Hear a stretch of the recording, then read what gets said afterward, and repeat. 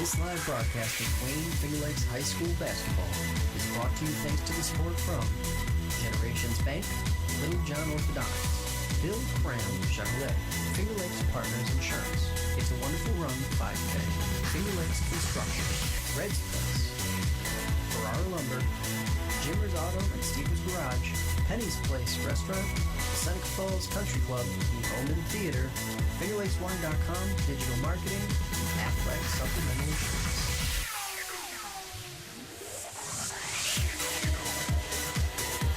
Good evening, everybody. We are live inside Honeoye-Falls, Lima, site of the Section 5 Girls Class C2 semifinal doubleheader here on Finger Lakes 1 tonight.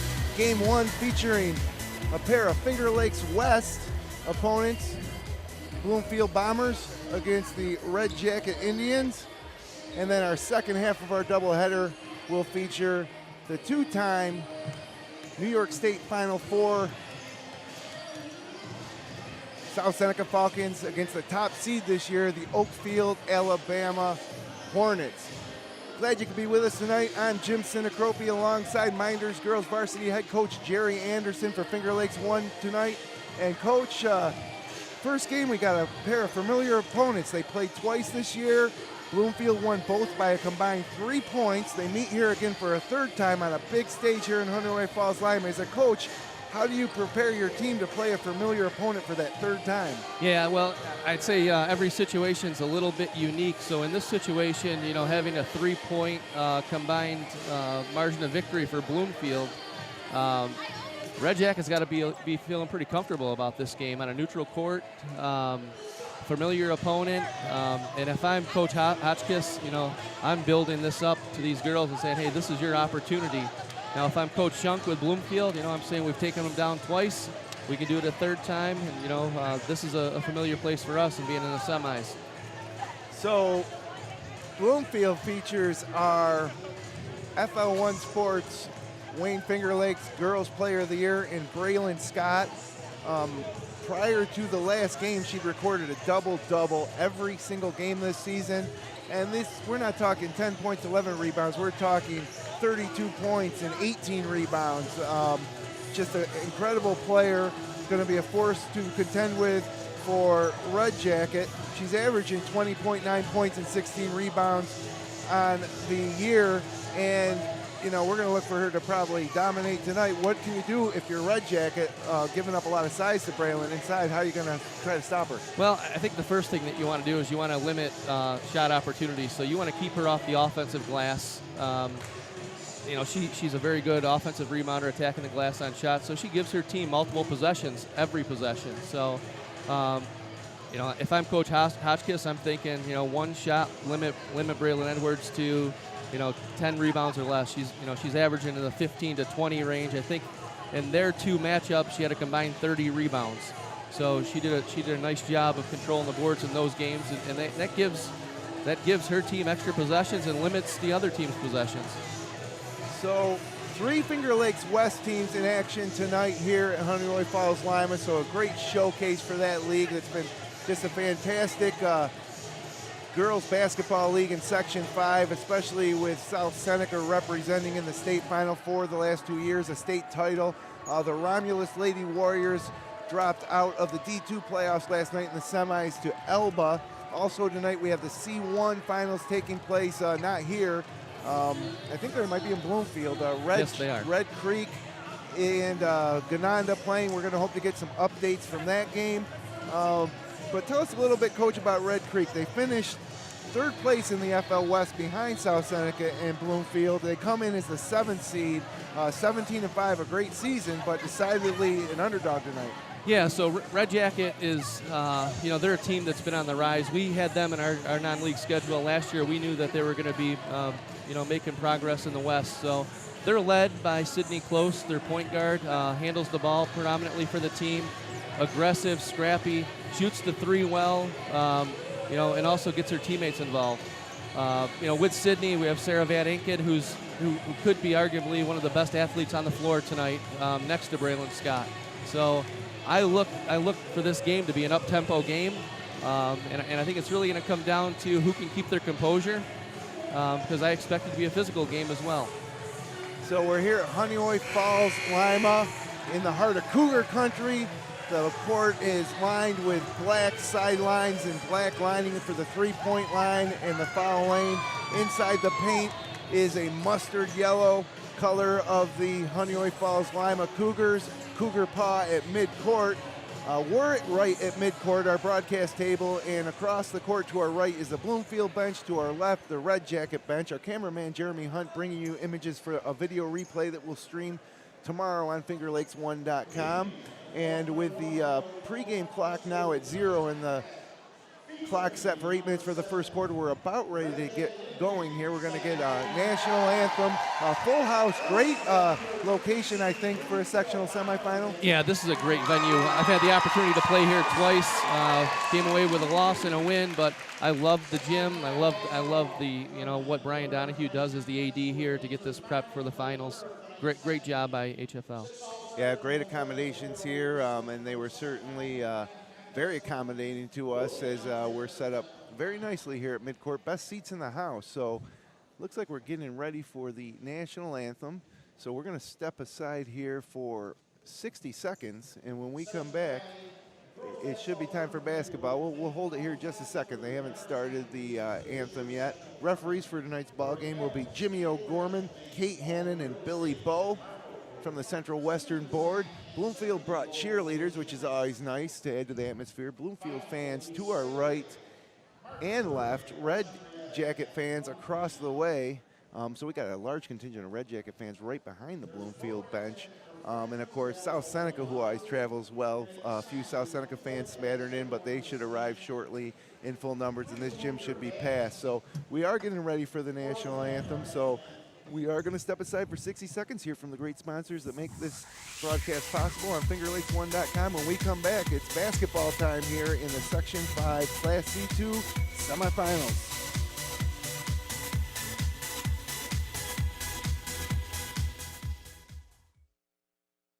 Federal loans not enough to cover the cost of your college education?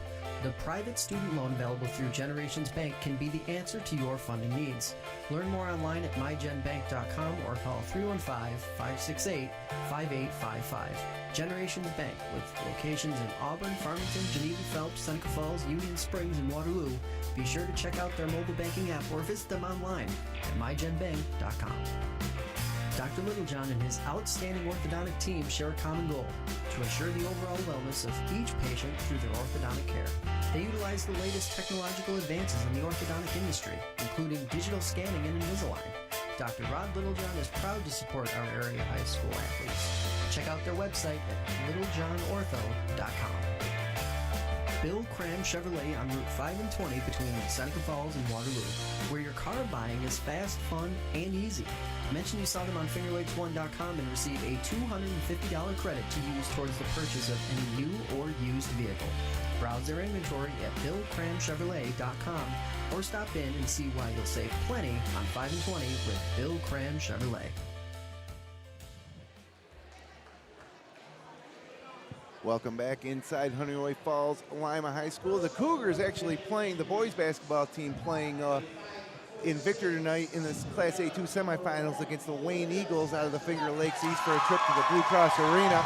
We have starting lineups now being announced. Almost time for basketball.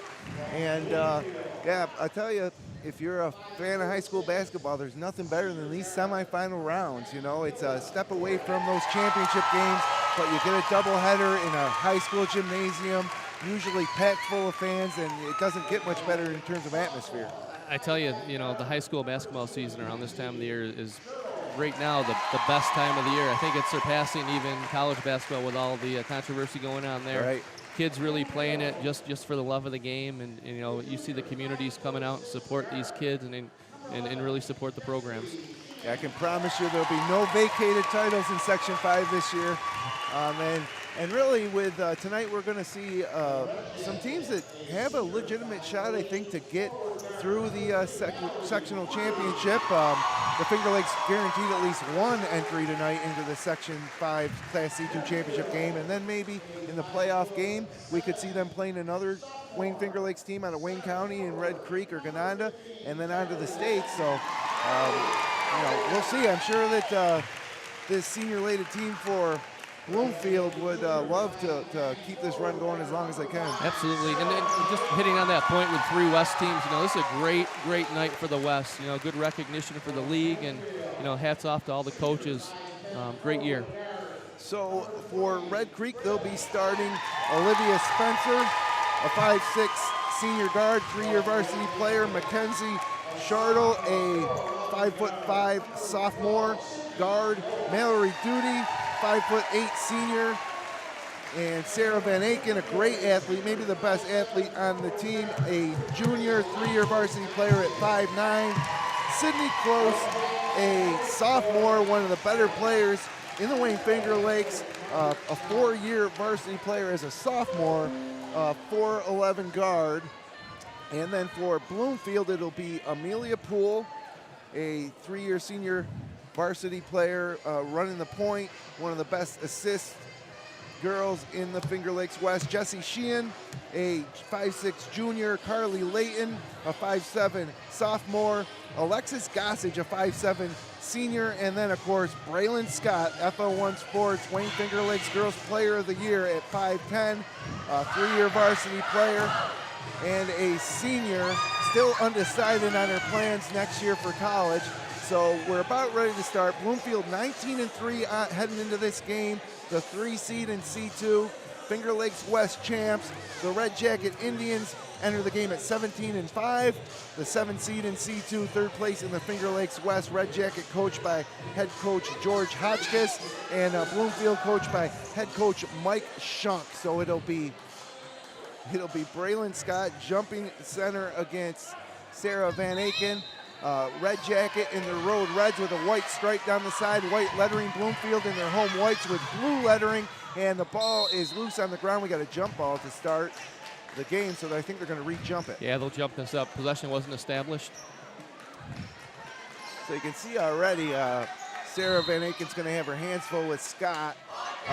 Nobody gets the ball on the jump this time, but here comes the Red Creek, and up ahead, it's Olivia Spencer missing a right-handed layup, but she gets her own rebound. Now she's in the corner and almost throws it away, but it's off the hands of Alexis Gossage. It'll stay here with with Red Jacket to our right. They inbound. It's Sydney Close with the basketball. Getting it across court to Spencer. Back to Close. Drives. Puts it high off the glass, no good. Gets her own rebound though, and now she's tied up with Braylon Scott. And Close goes to the ground. Scott extended a hand to help her up, and it'll be Bloomfield basketball. So we have Bloomfield opened up in a 1-3-1 zone here, and we have Red Jacket come back with a diamond press. Almost got a steal off the press, and laying out for it is Scott, trying to save it from going out of bounds on the sideline, but she doesn't, and Bloomfield turns it over. So back to Red Jacket. Inbounded to Mackenzie Shardle. And it looks like a Bloomfield really extending the defense there. And we have a foul. Jessie Sheehan gets tagged with a foul. First foul of the game, and the ball inbounded in the corner, and Sydney Close throws it off the leg of the Bloomfield defender. So now it'll be Red Jacket again inbounding here with 7:20 to go. And it's Mackenzie Shardle with the basketball. Looks like a 2-3 zone, Coach? 1-3-1. 1-3-1. They're coming up on that. They're looking to trap those wings. Now Close with it. Foul line extended. Dribbling now back to the top of the key against pressure. Once she got inside that three-point line, Van Aken now with it. Kicks it to the corner. 3-ball on the way from Red Jacket is good. It's Mallory. Two-point field goal. Duty. They only gave her 2 foot on the line. And Bloomfield breaks the pressure. It's Braylon Scott now, handing it back to Amelia Poole, and Bloomfield sets up. And it's a 3 on the way quickly from Sheehan, no good. Rebounded by Van Aken. Quickly the other way, she takes it. Throws it high off the glass, and she's fouled. Let's see who they got. So it'll be a 2-shot foul for Van Aken. And that foul's on Alexis Gossage, her first. And Van Aken's first free throw attempt off the back iron, no good. So it's 2-0 early. Red Jacket leaves. 6:37 left to go first period. Second free throw attempt by Van Aken around the rim and in, and more full court pressure by Red Jacket. They get it in on the far sideline and almost stolen by Sydney Close as Jessie Sheehan tried to dribble up the sideline. And now she'll inbound right in front of the scorer's table, directly opposite our vantage point here at midcourt. Jim Sinicropi, Jerry Anderson, glad you could be with us here for the first of two on FingerLakes1.com. As Amelia Poole gets to work, gets it right side to Sheehan, way across to Gossage and back to Poole, top of the key. Over to Gossage, foul line extended, skips it way across to Sheehan. And another skip across. Now they get it down on the block to Carly Layton, and she travels. So 3-0 early. Red Jacket pressure causing trouble for Bloomfield.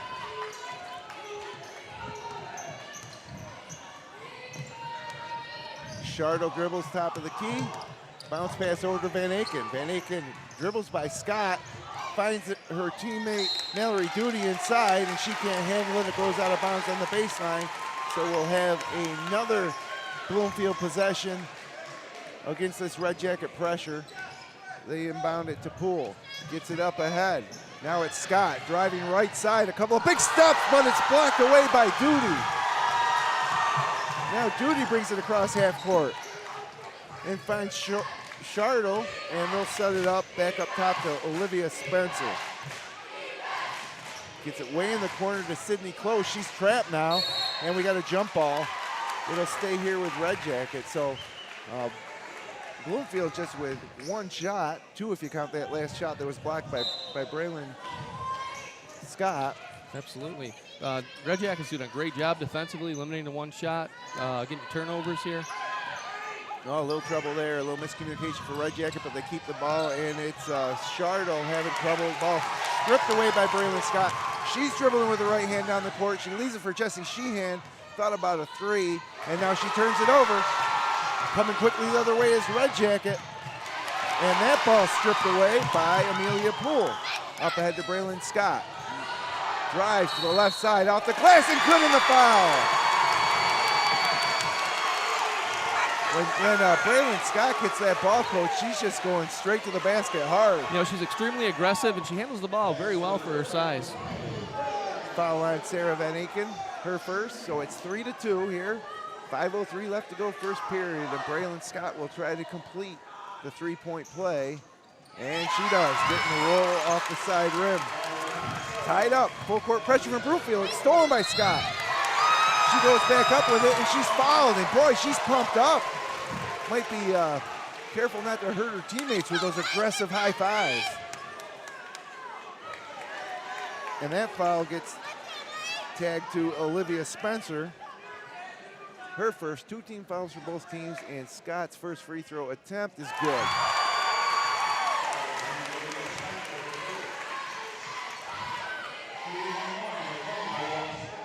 Second attempt on the way, short. Rebound knocked around, controlled by Van Aken, but stolen by Poole. Poole and Van Aken on the ground. Poole has it, hands it to Scott. Now she hands it back to Poole, and they'll slow it up. And they find Carly Layton at the free throw line, gets it to Scott, drives baseline through two defenders, misses the layup, and Layton rebounds it, but it's stripped away by Sydney Close coming the other way, and she's fouled by Alexis Gossage. So that'll be two fouls on Gossage, and we're still looking for our first substitution of the game. Coach Shunk not looking too concerned with that second foul on Gossage, but we got a timeout. Coach George Hotchkiss, and great start for Red Jacket, but they trail 4-3. Yeah, I think you're going to see an up-tempo game. We see, as both teams put the ball in the hoop, they're going with their full-court pressure. We've seen turnovers for on both ends, not being able to handle that pressure. I think the girls are a little hyped up right now. There's some shots I think that they make normally, but it's a big stage, and you'll start to see them calm down. And right away, I could tell you, Braylon Scott, obviously a superior athlete, very aggressive, and Sarah Van Aken can match that intensity and athleticism, I think, for Red Jacket, although she's a little smaller, very aggressive. And we've got Gossage back on the court with those two fouls. Ball inbounded to Shardle for Red Jacket into the corner. She might be in trouble, but she quickly gets it out to Mallory Duty. They find Van Aken. Now Sydney Close can't handle the pass. Gossage on the ground, saves it to Poole. Great play by Alexis Gossage. And Poole will slow it up as Bloomfield tries to decipher this 2-3 zone for Red Jacket. They start with a pass to the right to Sheehan, and her pass to Gossage picked off, but Gossage with another steal. Now she loses it. Back to Mackenzie Shardle, and we have a foul, and it's going to be on Poole. So lazy pass there by Sheehan, picked off by Shardle. And now Red Jacket will inbound underneath their own basket here with 4:03 to go. Glad you could be with us here for the first of two in Class C2. 3 ball on the way from Duty. It's good, but her foot was on the line. She was wide open. And now we have a 30-second timeout by Coach Shunk.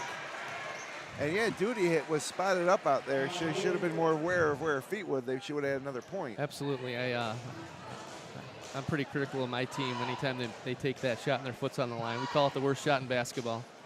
But great footwork in terms of getting set up. You know, she knocked down the open shot. So 5-4 early here. 3:56 to go first period. And that's actually Duty leads the scoring for Red Jacket, but both of those for her 4 points came on long 2-pointers. That's right. Foot was on the line. Yeah, they moved the ball, found an open player. She knocked down the shot. So more full court pressure coming as Alexis Gossage inbounds 90 feet from her own basket. She runs the baseline, gets it high up to Poole.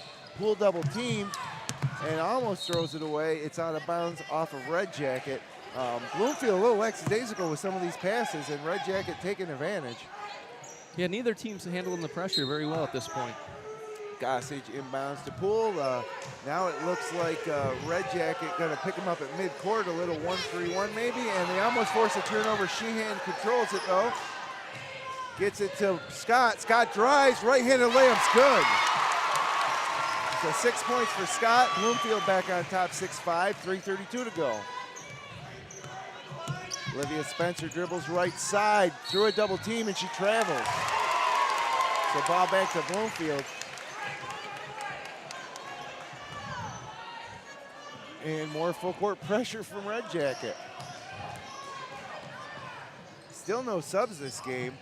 And almost thrown away. Poole's got to get it over half court now quickly. She does the Gossage. Now Bloomfield has numbers into the corner and thrown away. That time it was Carly Layton with a lazy pass. And Charlotte with the basketball to our right.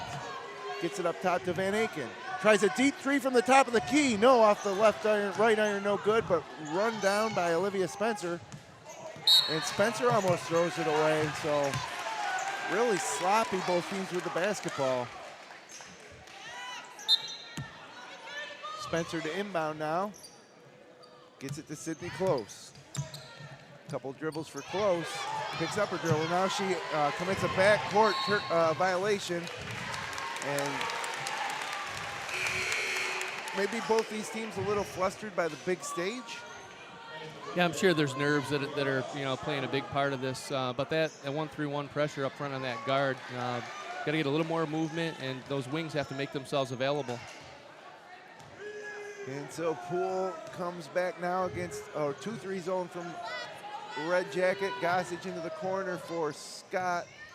Back up top to Poole, who tries a deep three off the front iron, no good. Pulled down by Duty. Here comes Duty the other way now with Braylon Scott trailing the play. Into the corner for Close. Close skips it across to Spencer. One dribble to the right. Tries to throw up a pass, and she's fouled by Braylon Scott. In a few games, and actually games that Bloomfield has lost this year, Braylon Scott has found herself in foul trouble. She just has one now with 2:21 to go in the first period as Spencer hits the first of 2 free throws, ties it up at 6.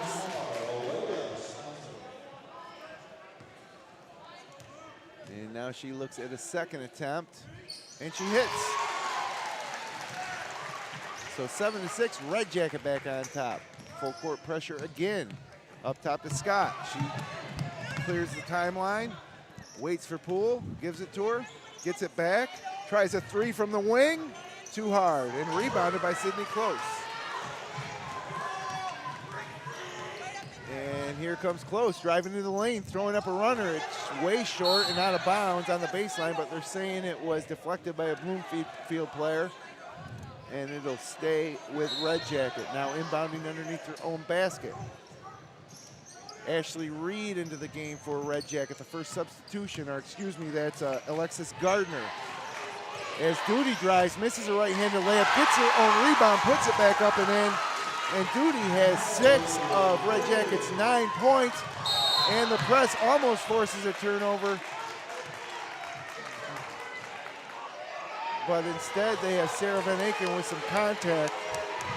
I don't know if I agree with that call. 2 girls going after a loose ball in the air. And it's a big one. It's 2 on Van Aken. Bloomfield breaks the press to Scott. Bounce pass to Layton. Air ball from about 10 feet on the baseline. It's Duty with the basketball coming the other way now. Bounce pass to Spencer. Three-pointer on the way from Alexis Gardner's no good, but rebounded by Van Aken. Unlucky with the putback, rolled off. Rebound Braylon Scott. And they turn it over.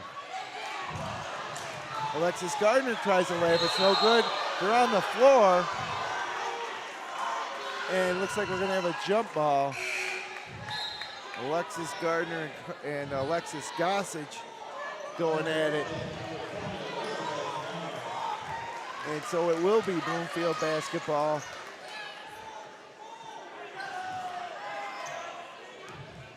And they inbounded against more full court pressure. They do get it to Scott again, clears the timeline.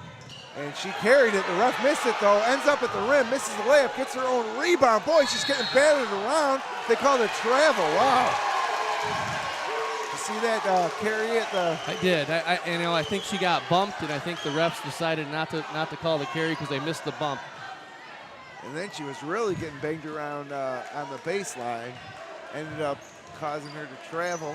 So it looks like the refs are letting them play, though, which I like in a game like this. You don't want to see the refs dictate the outcome. Yeah, that's what you look for as a coach. Let the kids decide the game. 3 on the way, no good. And there's a tie-up on the baseline. It'll be a jump ball. So Red Jacket will retain possession and inbound underneath their own basket. Way up top to Mallory Duty. She bounces it to Close, dribbling with the left hand near the foul line. Now backs it back out. And it's stolen by Jessie Sheehan. Gets it over to Braylon Scott now. They clear the timeline to Amelia Poole. And Poole dribbling with her right hand. Over to Sheehan, right foul line extended into the block to Gossage. Or no, that's Gossage taking the 3 attempt from the top of the key. And it's rebounded by Elizabeth LaBombard into the game now for Red Jacket. So it's LaBombard, Alexis Gardner, Olivia Spence with 7 seconds left here in the first period. Sydney Close and Mallory Duty, and it's a turnover. 6 seconds left. Amelia Poole with the basketball, gets it across half court, gets it over to Sheehan. 2 seconds, 3 ball on the way. No, off the backboard, no good. And at the end of 1 period of play here in Honeoye-Falls, Lima, your score: Red Jacket 9, Bloomfield 6. Trip to Rush Henrietta and the Class C2 Finals on the line. You're going to want to stay with us here. It's postseason basketball on FingerLakes1.com. Federal loans not enough to cover the cost of your college education? The private student loan available through Generations Bank can be the answer to your funding needs. Learn more online at mygenbank.com or call 315-568-5855. Generations Bank, with locations in Auburn, Farmington, Geneva, Phelps, Seneca Falls, Union Springs, and Waterloo. Be sure to check out their mobile banking app or visit them online at mygenbank.com. Dr. Littlejohn and his outstanding orthodontic team share a common goal: to assure the overall wellness of each patient through their orthodontic care. They utilize the latest technological advances in the orthodontic industry, including digital scanning and Invisalign. Dr. Rod Littlejohn is proud to support our area high school athletes. Check out their website at littlejohnortho.com. Bill Cram Chevrolet on Route 5 and 20 between Seneca Falls and Waterloo, where your car buying is fast, fun, and easy. Mention you saw them on FingerLakes1.com and receive a $250 credit to use towards the purchase of any new or used vehicle. Browse their inventory at BillCramChevrolet.com or stop in and see why you'll save plenty on 5 and 20 with Bill Cram Chevrolet. So welcome back to Honeoye-Falls, Lima, 9-6 your score. Red Jacket leads Bloomfield, second quarter underway. Bloomfield with the basketball, now 10 to shoot. It's Amelia Bloom, getting it to Sheehan. Now she gets it back, tries a three ball from the top of the key, yes! So Poole becomes the only player besides Scott to score for the Bombers. And we have a turnover. It's Carly Layton, or Gossage stealing it. Poole to the corner to Sheehan, drives baseline, puts it off the glass, can't go. Van Aken bumped on the rebound, and we got the second foul on Braylon Scott.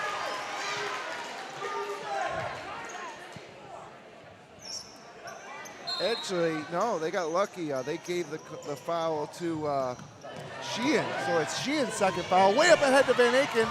Left-handed layup is good. Caught Bloomfield sleeping. And it's 11-9, Indians lead. Now here comes Braylon Scott, but she traveled, caught the pass, and took a couple steps before dribbling. It was gonna be a 2-on-1 opportunity. Instead, it's Red Jacket ball, who comes back with Olivia Spencer, Mackenzie Shartle, Mallory, Duty, Van Aken, and close. And it's a bounce pass to Van Aken on the baseline. She throws one up, rebounded by Scott. Amazingly, her first rebound of the game. Up ahead to Sheehan, loses it out of bounds, and they got a foul on it. Looks like Sydney Close, who tried to strip the ball from Sheehan. So that'll be the first foul on Sydney Close.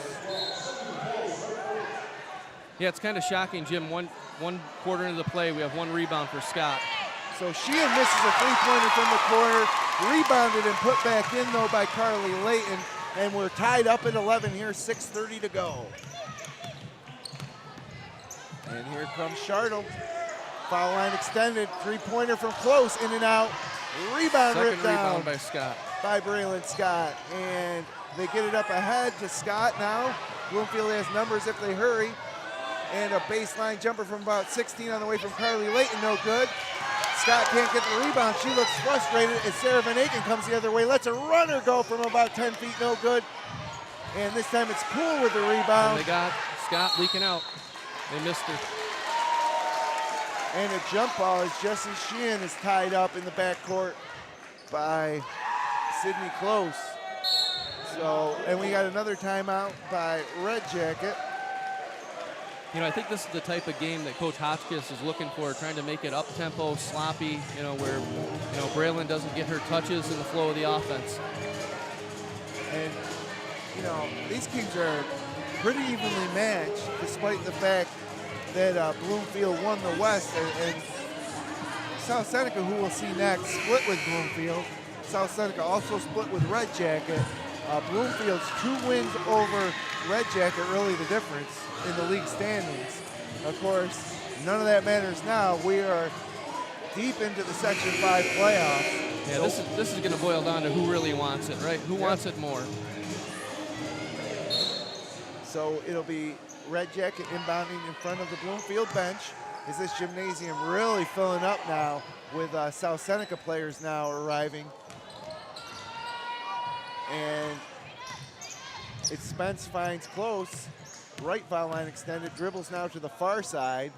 Bounce pass to Spencer, tries a 19-foot jump shot, and it rolls in to give Red Jacket the lead back. More full court pressure by the Bombers. And maybe a turnover? It is. Inbounding violation. Bloomfield really struggling with this full court pressure from Red Jacket. Spencer to inbound, gets it to Close, open for 3. Bang! Sydney Close is on the board, and now we've got a timeout by Coach Mike Shunk. Yeah, I think it's a good timeout by Coach Shunk. You could really see the momentum swinging there. Big shot by Sydney Close. They've gotten 3 buckets on inbounds plays, which is great, and all 3 wide open jump shots. So 16-11, Red Jacket leads, and this was a full timeout, wasn't it? I believe it is a full. Yeah, both teams out onto the court, and I can understand maybe why Bloomfield might want to. They have a wall of red right behind their bench of Red Jackets, so usually that's kind of odd. Usually they kind of assign the seating a little bit, but where we are, opposite the benches and score table, we got Bloomfield fans to our right and left. On the other side of the court, mostly Red Jacket fans. You know, it looks like it was a 30-second timeout, so, you know, the only rule I know is that you have to stay on the court. It doesn't say you can't bring the chairs onto the court. So 16-11, 5:24 to go here in the first half. Jim Sinicropi, Jerry Anderson here courtside for FingerLakes1.com. It's been a busy week of postseason basketball. And tonight it's the C2 girls grabbing the spotlight. Inbound to Poole. She throws it way up to Scott, who can't handle it, but she's fouled and goes down hard. Gets right back up, though. That'll be the second foul on Olivia Spencer. 16-11, 5:19 to go. Poole now sets up the offense against a 2-3 zone. Over to Layton. I'm sorry, that's Gossage. I've been getting those two confused. Gossage with the basketball. Tries an entry pass to Scott. Bumped away. Sheehan gets it.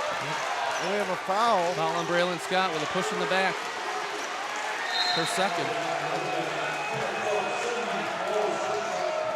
So that is a big development here with 5:03 to go. Scott's going to stay in the game. And I got to believe depth is an issue for both of these teams, so coaches are going to have to make some adjustments defensively. Bloomfield still has yet to make a single substitution. Red Jackets brought LaBombard and Gardner into the game for stints. And now it's Duty to the block to Van Aken, spins, high pass up top to Brooklyn Haney now into the game, so that's 3 subs. And Duty tries a corner 3, it's way too hard, but right into the hands of Mackenzie Shardle. And now a jump shot from Brooklyn Haney misses the mark, and it's out of bounds. And Braylon Scott's on the ground again. They're being real physical with Scott. And Shardle inbounds. Another open jump shot on the Duty, inbound this play. time her feet are behind the line, but the shot can't go. Rebound, Sydney Close. And knocked away. Here comes Jessie Sheehan the other way. Up to Amelia Poole. Poole tries a 3-ball. Lefty, yes! Second 3 of the quarter for Amelia Poole. Pulls the Lady Bombers back to within 2. With 4:10 left to go here in the second quarter.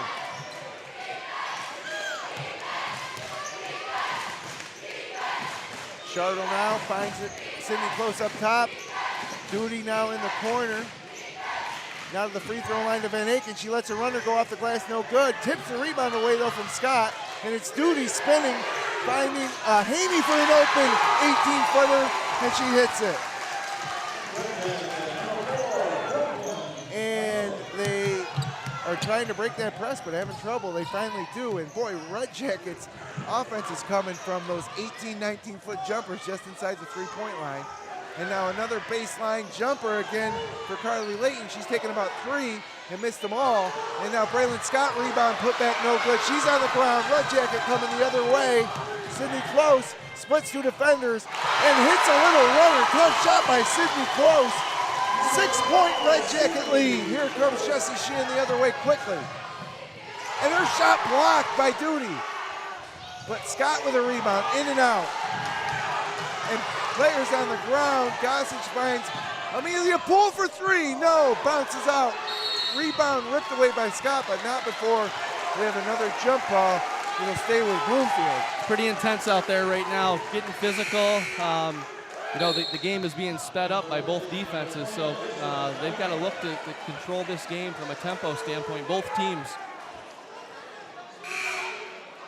there is opportunities, to score if you can beat the pressure and maintain your composure.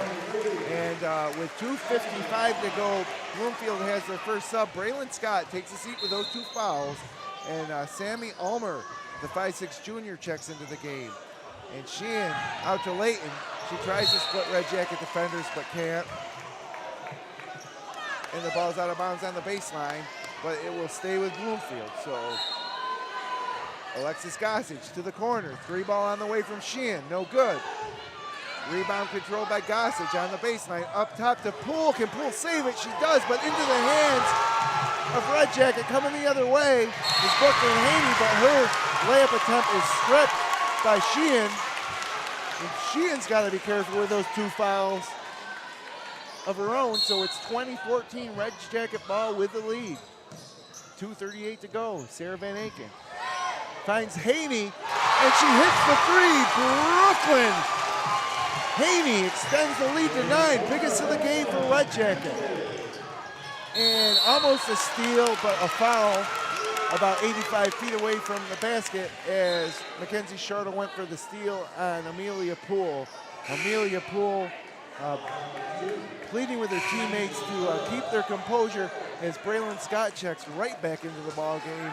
You really have to love the tempo that Red Jacket is causing here with the defense, right? They're really forcing Bloomfield to take quick shots or make bad passes.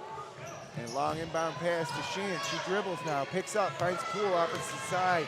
And Poole into the corner to Layton. Poole gets the basketball back, skips it to Sheehan. Sheehan dribbles to the corner. Poole's open for 3. She's been hot. Oh, unlucky, in and out. Scott with a rebound though. 1 dribble, put back, no good. Another rebound. And a late foul call. And I think she got away with one going through on that first offensive rebound. But she kept with it, got to the line. It'll be very important, I'd say, for Braylon Scott to avoid picking up that 3rd foul here before halftime. She's playing very aggressively. First free throw's good. So just the 7th point for Braylon Scott. And she's got 6 rebounds here in the second quarter. Went the first quarter with no rebounds, 6 in the second. First foul on Elizabeth LeBombard. Second free throw rims out.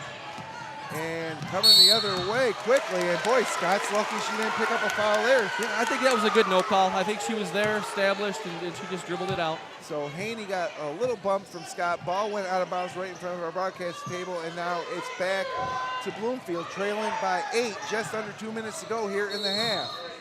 And we have a 3-second call on Braylon Scott. So now Red Jacket will come the other way as Mallory Duty checks back in for Sarah Van Aken.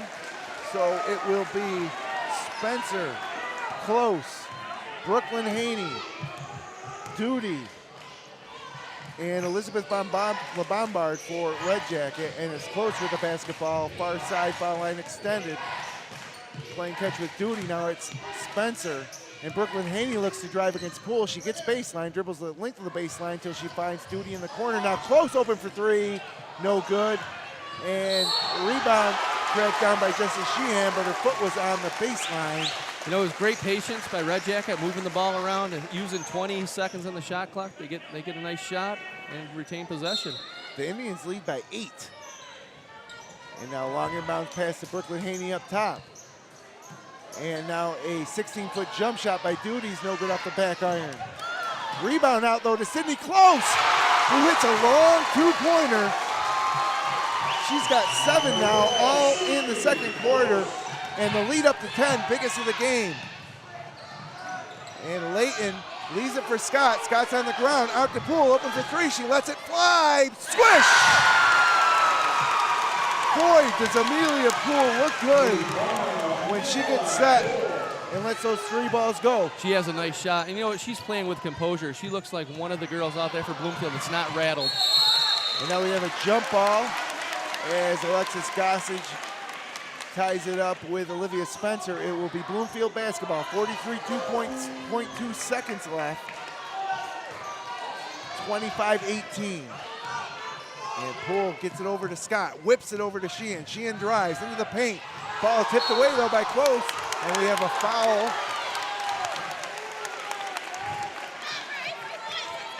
Looks like they might have got Mackenzie Shartle. No. It'll be a two-shot foul though, and The foul's going to be on Olivia Spencer. that's her third. And Braylon Scott's shooting the free throw for some reason. I thought the foul was on the shooter, wasn't it? The initial shot was blocked. Braylon Scott came in with another offensive rebound. Her 5th of the quarter for on the offensive end, 7th overall for the game. 2 straight missed free throws though for Scott. And she hits this one, so she's 1 or 2 from the line. The lead down to 6. It was 10. 34 seconds left. Here comes Red Jacket. Sydney Close dribbles by everybody. Now they got numbers. And they have a foul on Alexis Gossage, who is riding her. Yeah, she has 3 now, so lots of fouls. Braylon Scott with 2, Alexis Gossage with 2. And I think Scott might have gotten away with a block back here in the backcourt, too. It's really dangerous having her up there in that press with, 35 seconds left in the half. I'm sorry, that's 3 on Alexis Gossage. Hannah Wright checks in. Gossage sits down. Bounce pass inbounded to Duty. Up top to Haney. Thought about a 3, but Amelia Poole closes out on it. They got away with a couple of bumps there, too. And a bounce pass to Duty. Now Close drives, pulls up from the free throw line. Off the glass, no good. Rebounded by Scott. She gave up her dribble, though. Needs help. She throws it away. Duty with it. Leaves it for Brooklyn Haney. And now Duty tries a long 3. No. Rebounded by Sheehan. She gives up her dribble. Not smart as the half expires. And at the end of 2 quarters of play here in the Class C2 semifinal, your score, Red Jacket 25, Bloomfield 19. We've got a good one, the Bill Cram Chevrolet halftime report coming up next. Keep it right here on FingerLakes1.com radio. FingerLakes1.com's live coverage of Wayne Finger Lakes High School basketball is brought to you thanks to the support from Finger Lakes Partners. Insurance for your life, home, auto, and future. Trust someone who lives in your community. With offices in Geneva, Waterloo, and Victor, visit Finger Lakes Partners online at fingerlakesinsurance.com. Ferrara Lumber and Building Supplies. Ferrara Lumber has been a fixture in the Seneca Falls area for almost 60 years. Start planning your next home improvement project at ferraralumber.com. Ferrara Lumber, supporting local high school athletes since 1959. Finger Lakes Construction Company is the #1 post-frame builder in New York State, providing complete building packages for a wide range of construction, including personal garages, commercial office complexes, municipal, equestrian, agricultural, dairy facilities, pole barns, and more. Visit them online at fingerlakesconstruction.com. The It's a Wonderful Run 5K Committee. It's a winter run like no other. Check out race videos, sign up for the next race, and learn how to get involved in the most popular holiday run around at itsawonderfulrun5k.com. Red's Place, serving great lunches daily in downtown Seneca Falls. Awesome daily specials, soup, and the best sandwiches in town. Check out their Facebook page for daily specials and their full menu. Next time you head out to see a movie, make it at the Omen Theater at downtown Lyons. You'll love relaxing in the modern, renovated theater that has the old-fashioned charm and character of the original house, first opened in 1915. See what's playing this week at omentheater.com. Penny's Place Family Restaurant, located on 5 and 20 in the Liberty Plaza between Seneca Falls and Waterloo. Well known for their large portions and home-cooked meals, a large selection of breakfast items, and everything from burgers, salad bar, and wraps for lunch. If you want a great meal while pinching a penny, come to Penny's Place. Jimmer's Auto offers a full inventory of late model cars, trucks, and minivans. Check out their full inventory online at jimmersauto.com. And for service, visit Seaver's Garage on Fall Street in Seneca Falls. Jimmer's Auto and Seaver's Garage, strong supporters of local high school athletes for over 40 years. Fed up with unresponsive web designers and getting nickeled and dimed for every small website update? Call FingerLakes1.com at 315-712-0104 and take control of your web presence. Since 1998, FingerLakes1.com has created and maintained nearly 1,000 websites for local businesses and organizations of all sizes. Aflac, When health changes for you or a loved one, it can change everything. But Aflac can help make sure the life you live is the life you never stop living. Learn more at aflac.com or contact Joe Calarco at 315-253-0495.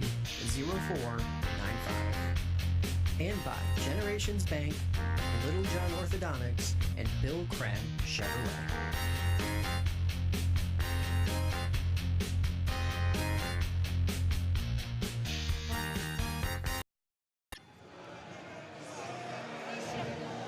And welcome back inside Honeoye-Falls Lima High School, where it's halftime of the first half of our girls C2 doubleheader. Your score, Red Jacket 25, Bloomfield 19. And Jim Sinicropi here with Jerry Anderson courtside. Of course, Jerry, the Minders girls varsity coach. You had your share of sectional experience, winning a couple of sectional titles. Yep. Last year going all the way to the Far West Regional in Buffalo State. And it's a really intense game, really physical, but very sloppy.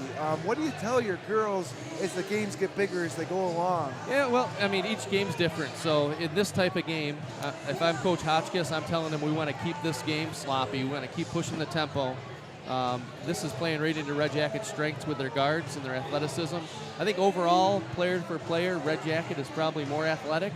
I think when you look at Bloomfield, they're a little more physical, stronger. They probably don't want to push the tempo as much. If I'm Coach Shunk, I'm telling my girls to relax, right? It's 4 quarters, so we have 2 more quarters. But you can see that some of the Bloomfield kids are getting rattled. Yeah. They got to, look deep down inside and just relax, right? It's the same game they've always played. One main difference that I've noticed here after calling this first half is Bloomfield's getting all their offense from Amelia Poole and Braylon Scott. Carly Layton with 2 shots. She's taken a few shots. She normally scores 12.5 points a game. She hasn't scored. Where Red Jackets really kind of spreading it around. Sydney Close got hot in the second quarter with all of her 7 points coming in the second quarter. Brooklyn Haney wasn't afraid to let it go. She has 5. Mallory Duty, 6 points all in the first quarter. Olivia Spencer with 4, and Sarah Van Aken with just 3. Van Aken averaging 12.5 a game. It just seems to be a more balanced attack where Bloomfield seems to be concentrated on Poole and Scott. Absolutely. So Red Jackets did a great job getting contributions all over the floor. And as you said, Bloomfield's been limited to 2 players. So that's the recipe for success. I don't care what level you're at, right? If you can balance your scoring and balance your contribution, you're going to be successful. So for Red Jacket right now, they've got to stop 2 players, right? Or somebody else from Bloomfield has to step up. And of course, Braylon Scott with 2 fouls, Jesse Sheehan with 2 fouls, and Alexis Gossage with 3. For Red Jacket, Sarah Van Aken has a couple, and Olivia Spencer with 3. And the winner goes on to face the winner of our next game, Oakfield, Alabama, the 1 seed against number 4 South Seneca, 2-time defending Class C2 sectional champs, South Seneca Lady Falcons. For that game, I'll step aside, and Danny Dave Barnick will sit in here with Coach Anderson to call that one. And boy, what a week it's been on Finger Lakes 1. Coach, we started out with Marcus Whitman and North Star Christian on Monday night in Bloomfield. Really great effort by those Marcus Whitman kids. And let me get your opinion on that, okay?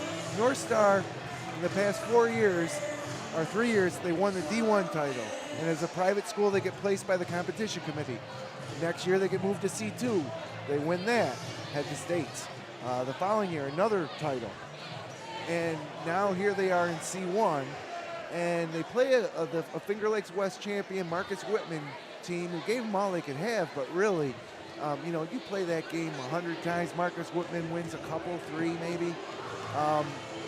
I feel it's unfair. Yeah, I think if you ask most of the competition committee, they would acknowledge they got it wrong. And the unfortunate thing is, we're in a predicament here in Section 5 with the private schools where we don't have enough that we can, get them into their own tournament. Yeah. And it's unfortunate for the smaller schools.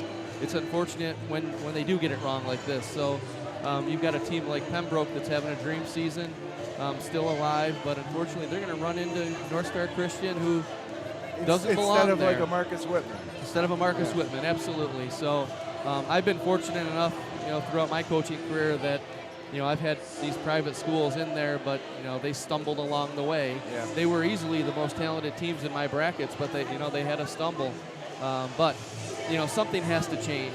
It does. I just hope it happens relatively soon. But unfortunately, I think it all comes down to legal implications and fear of expenses to pursue things. So it does set up a real interesting final on Monday night at the Blue Cross at 5 p.m. between North Star and Pembroke, undefeated Pembroke. Of course, much of the fans, the neutral fans in attendance will probably be rooting for Pembroke. And I said it before when we talk about this, I'm not taking anything away from those kids that play for North Star. They get placed where they get placed. And they're a talented group led by the Brown brothers. But, unfortunately, like you said, it's if North Star Christian wins, Pembroke's going to feel cheated, as Marcus Whitman's going to feel a little cheated. The seniors especially. Absolutely, and I think you bring up a good point. So everybody in that arena is going to be rooting for Pembroke, except for the North Star Christian parents and family, right? And it's not about the kids, and that's what gets lost in that whole thing. Yeah. Come championship night, the kids are going to think it's about them, but it's not. And those you can't take anything away from the kids, but in the end, everybody's rooting for the public school. Yeah. Everybody. So last night, that was Monday night. Last night we had a simulcast in Clyde Savannah, or in Bloomfield. It's Clyde Savannah defeated Mount Morris in D1. And then we had another Finger Lakes West matchup in D1 semifinals between Naples and Honeoye. Honeoye advanced, so it'll be Clyde versus Honeoye. I think that's a 3 p.m. start at the Blue Cross on Saturday. And then I was in Marcus Whitman along with you watching your son Devin play for Minders, and it was kind of the opposite of last year's Class B semifinals. It saw a pair of Finger Lakes East teams advance. This time it was Greece Odyssey defeating Minders, and it was Livonia defeating Penn Yan. So for the past 3 years, it's been an all Finger Lakes East final in Class B. Not this year. No representation from Finger Lakes East. It'll be Odyssey against Livonia at 7 o'clock Friday night at the Blue Cross. Here, it's 25-19. Red Jacket leads Bloomfield, and we're about ready for second half action. As the players on the court, it'll be Red Jacket basketball now moving from our right to left.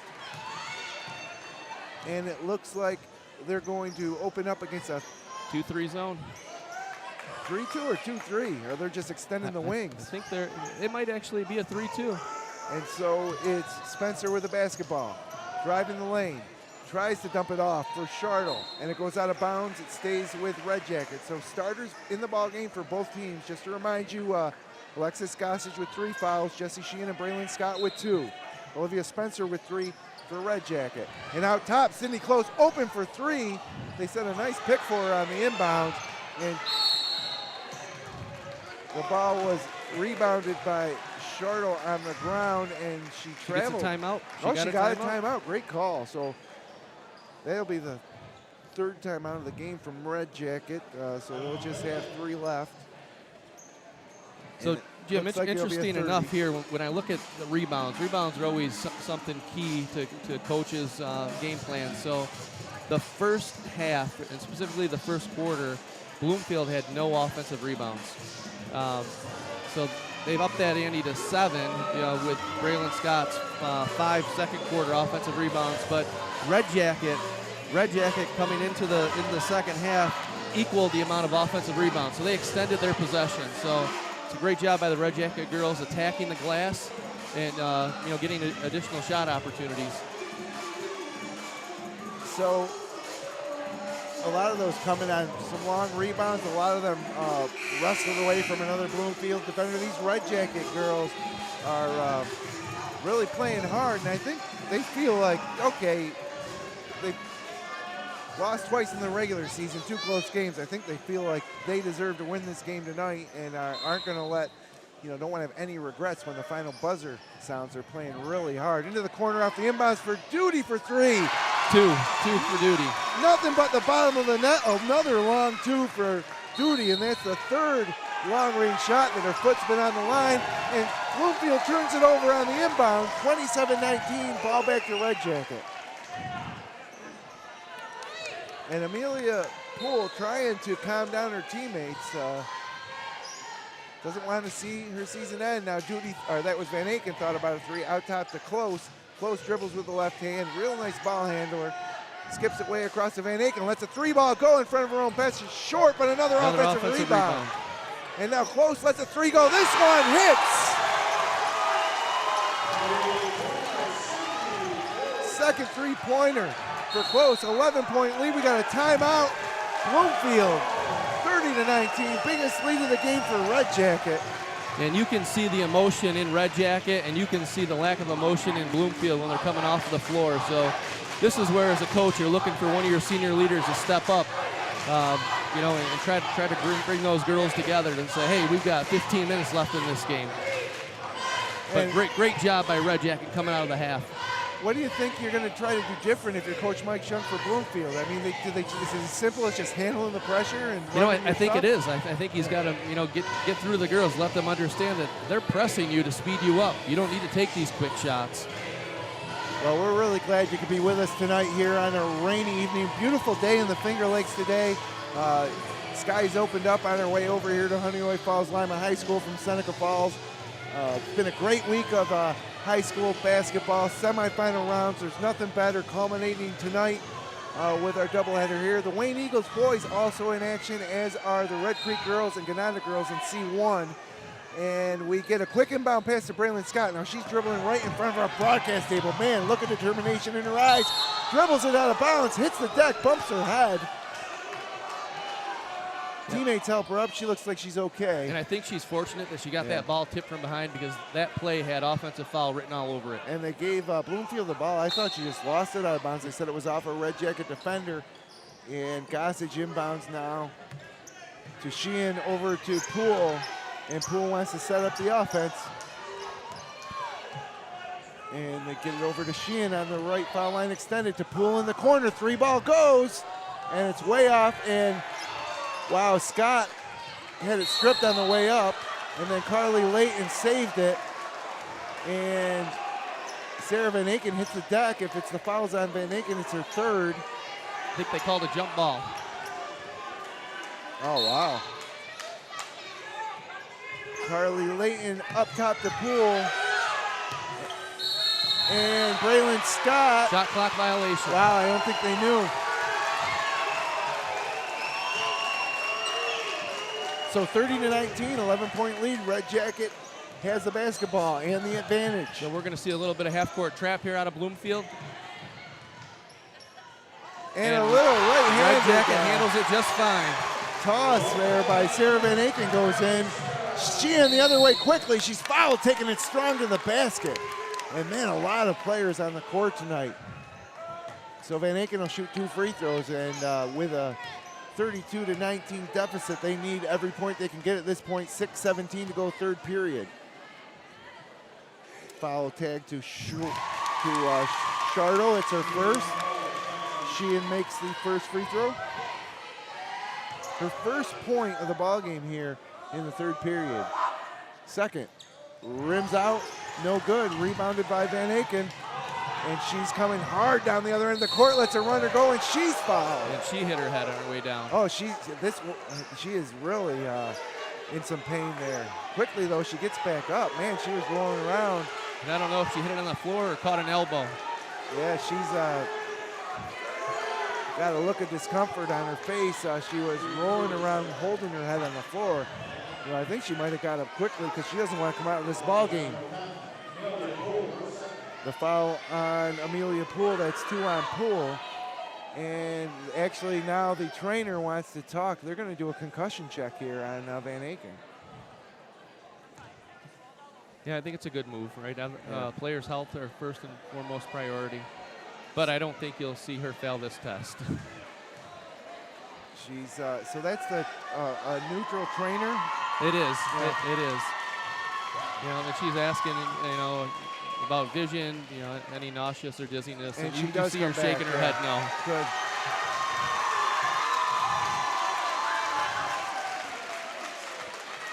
So 32-20, 6:11 to go. 2 free throws coming from Sarah Van Aken, and she gets the first. Lead back to 13. That's as big as it's been. 33-20 here. 6:11 to go. Third period. Second free throw, good.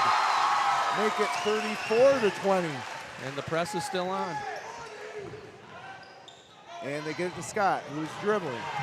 Down the middle of the lane, straight to the basket, and she's fouled. And you could see that when she caught that ball in the backcourt that she was going straight to the basket. That's where as a coach, you want somebody to step in there and try to take a charge. Of course, that one would hurt. She's she's aggressive. Strong girl at 5'10".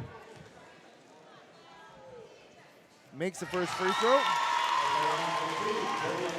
She now has 9 on the game, and they give the foul to Mallory Duty, her second. Second free throw from Scott. She spins, fires, too hard. No good. Rebound by Van Aken. Athletic rebound by Van Aken. Oh, and no, Braylon Scott with third. a reach. That's a terrible foul. Now, Van Aken has gotten off the floor extremely well on about 3 or 4 of her rebounds, just jumping over everyone. Yeah, really athletic, and I questioned her decision to dribble out of there, but ended up resulting in Braylon Scott's third foul. Almost just picked got up her her fourth. Yeah, just got away with her fourth. Runner no good, rebounded by Sheehan. Now here comes Scott the other way, pushes up to Poole. Poole back to Scott, cutting through the lane, right-handed layup, rolls around and in.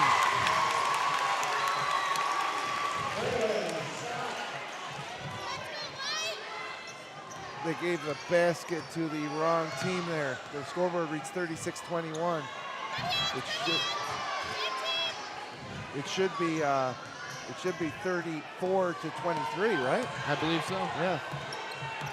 So they have 23 for Bloomfield now, as Bloomfield gets the basketball back, and Amelia Poole sets up the offense. And it's stolen. Dribbling the other way, close to the basket. Fouled by Gossage.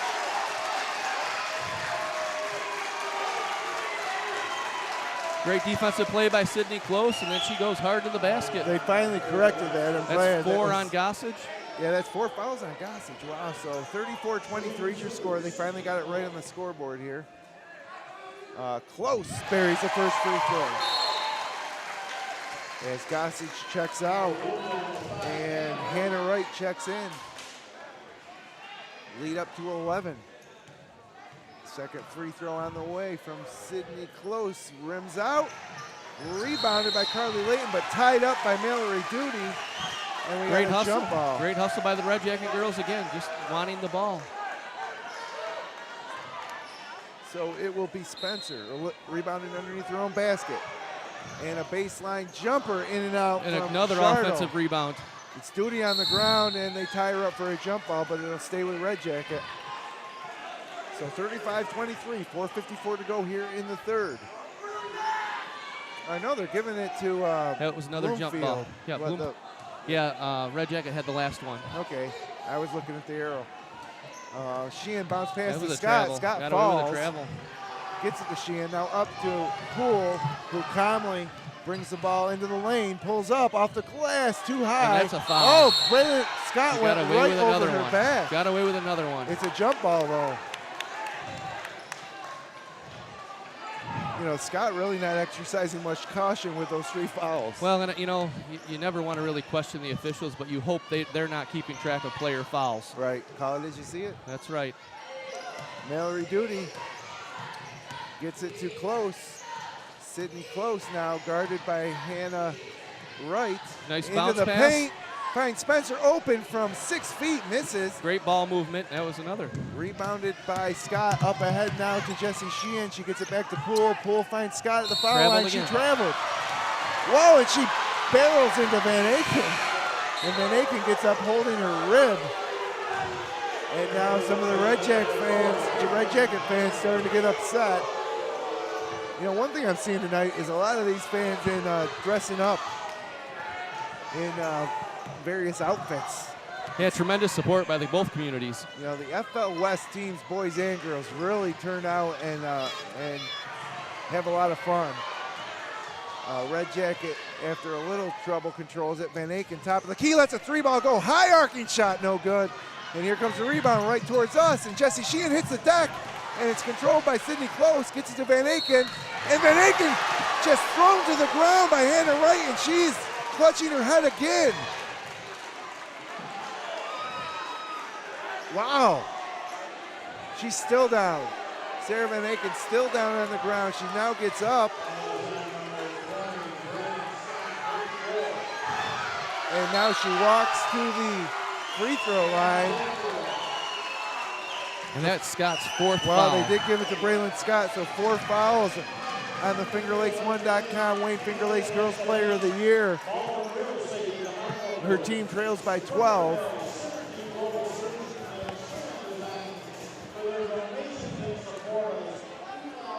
And Sarah Van Aken on the bench now getting talked to by the trainer again.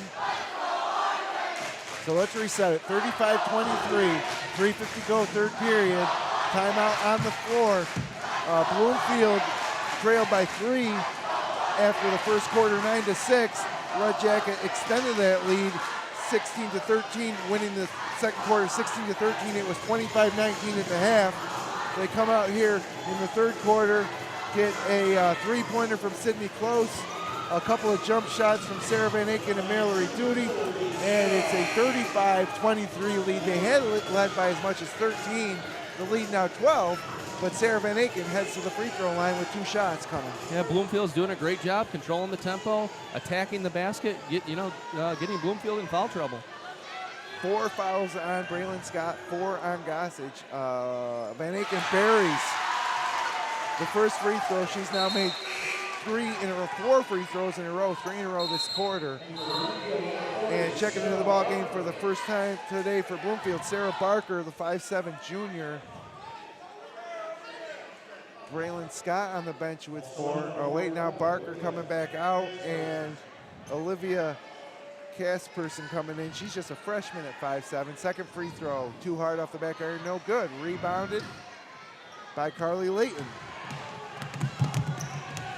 And Bloomfield looks to push the other way. It's Sheehan giving the ball to Poole. Back to Sheehan. At this point, if I'm Red Jacket, I want to keep my eye on Sheehan and Poole. And Hannah Wright is the first person to score a field goal other than Poole, Layton, or Scott. She hits a jump shot, lead back down to 11, and driving and finding Mallory Duty on the block, but Duty misses the layup. Out of bounds. It'll be, oh, they got a foul on Mallory Duty. That's the 3rd on Duty, so it'll be Bloomfield basketball. More full court pressure from Red Jacket. Braylon Scott on the bench with 4 for Bloomfield. Sheehan inbounds way up top to Hannah Wright, who travels. And I wouldn't expect to see Braylon Scott back in until probably the 4 or 5 minute mark of the 4th. So we'll see if they got to see if they can weather that storm. Spencer on the ground, bounce passes it to Shardle. Shardle gets it back to Spencer. Baseline jumper over the front of the rim and in. Spencer has 6. Full court press. Sheehan dribbles out, tries to get it up to Poole. Van Aken almost steals it, but here comes Poole now with the basketball into the lane. And she wanted a foul, no call. And the ball goes out of bounds. It'll be Red Jacket basketball. And Amelia Poole thought she was fouled on that runner. 38-25. Biggest lead of the game for Red Jacket. They'll try to extend it here with 2:42 to go in the third period. Duty dribbling with the right hand up near the top of the key. Now she cuts in towards the foul line. Hands it off to Sydney Close. Sydney Close drives, and Sydney Close is fouled. I don't know if that's a shooting foul. 2 shots, 2 Yeah, shots. they're giving her 2. Looked like she was dribbling, but she'll head to the free throw line. Hannah Wright's first. So Close hits the first. And the lead now stands at 14. It's the biggest of the game, 39-25. With 2:31 to go in the third. Close makes it 40-25 by hitting the second. And now Sheehan almost travels trying to break that pressure. They get it into the hands of Amelia Poole. That's really the only person that looks like they're comfortable against this pressure. And she's fouled, driving the left side of the lane. And the foul's going to go on Sydney Close. So just 2 on Close. And we have Braylon Scott coming back in with 2:23 in the third with 4 fouls. Wow, gutsy call by Coach Shunk, but you know, you're down 15. We'll see if she'll be careful. She wasn't careful when she had 3. I don't think she knows any other way to play except all out. We'll see if Coach Shunk at least maybe tries a little offensive, defensive here. You know, 8 minutes and 16 seconds of game time left, or 10 minutes, 16 seconds of game time left. But Scott hits a 3 from the corner, and it's a big one. She has 14 now, lead back down to 12. Spencer to Van Aken, into the corner. 3 ball on the way from Duty, no good. Rebounded by Scott. She dribbles, gets it up ahead to Sheehan. They got numbers if they hurry. Sheehan. That's great hustle by Red Jacket defenders coming from behind. Got back and knocked it out. I think Sheehan for a moment might have had a bounce pass to Poole on the block, but Red Jacket caught up just in time. And now baseball pass up top to Poole. And now Sheehan tries a 3 ball. It's an air ball though. And Duty pushes it up ahead to Van Aken. Van Aken to the basket, over Amelia Poole, no good. Poole fights for the rebound, ball out of bounds off the Red Jacket defender's hands, back to Bloomfield with 1:37 to go in the third.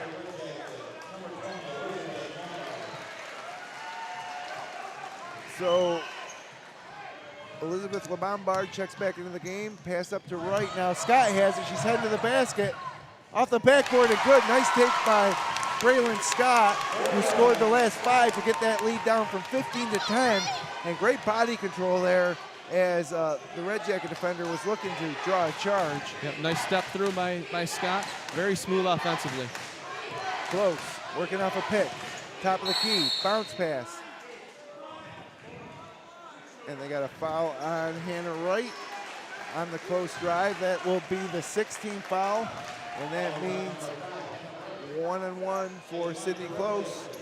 Of course, in girls basketball this year, you get 5 fouls per period before you start shooting. And Close is doing a great job of knocking down free throws tonight. That's 4 in a row. Make it 5? Yes. Lead back up to 12. Here comes Sheehan right in front of us here at midcourt. Skips it over to Poole. Poole lets a 3 ball go. It's way short. Might have been tipped. Great hustle by Scott to get the rebound. Now she falls out of bounds, and it's Red Jacket basketball. I don't think I've seen a basketball game this year with as many girls on the floor. It is physical. It is physical, and they're selling out. That was great hustle by Braylon Scott going after that ball. Mackenzie Shartle brings it across half court with the right hand. Dribbles it in front of her coach. Now with the left hand in the lane. Runner off the glass, no good. Sheehan, nice box out, gets a rebound. But she dribbles and is maybe a bit of a bailout there. Foul on Red Jacket. One thing I don't like about what I'm seeing from Bloomfield is they're getting the rebound. They're immediately putting the ball on the ground. That's right. That's right. And, you know, if I'm Red Jacket's coach right now, Coach Hotchkiss, I'm saying, look, girls, we just put them on the line. Clock stop. You know, they got a chance to score with the clock not moving. So we want to be aggressive, but we do not want to foul them in the backcourt. And that's the 3rd foul on Sydney Close, so a lot of time left in this ball game for Close to play with 3 fouls. And Sheehan misses a free throw.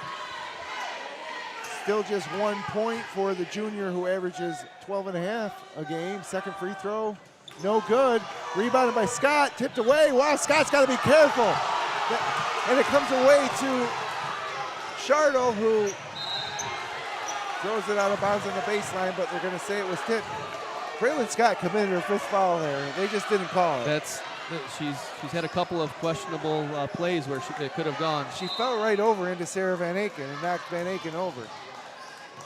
And now Sydney Close finds Van Aken wide open, tries a 3, high arcing, no. Rebounded by Poole in the corner, and did she get a timeout? Nope. They're saying it was knocked out by Red Jacket. 27 seconds to go in the third. Bloomfield could use a bucket here. They break the press. Here comes Scott the other way. Oh, she does again. Great body control, avoiding the charge, and finishes. 17 seconds, 10-point lead for the Indians. 13 seconds. Shartle slows it up, gets it to Close with 10. Skips it across to Spencer. Now Van Aken dribbles and spins. Gets it to Shartle, and she beats the buzzer with her right-hander over the rim. 1 second left. Sheehan won't get a shot off. As Shartle with her first points of the game. And boy, up and down action here with 1 quarter left in the first half of our doubleheader. It's Red Jacket 44, Bloomfield 32. Season on the line, career on the line for Braylon Scott. Stay with us, we'll be right back.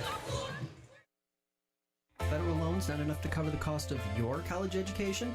The private student loan available through Generations Bank can be the answer to your funding needs. Learn more online at mygenbank.com or call 315-568-5855. Generations Bank, with locations in Auburn, Farmington, Geneva, Phelps, Seneca Falls, Union Springs, and Waterloo. Be sure to check out their mobile banking app or visit them online at mygenbank.com.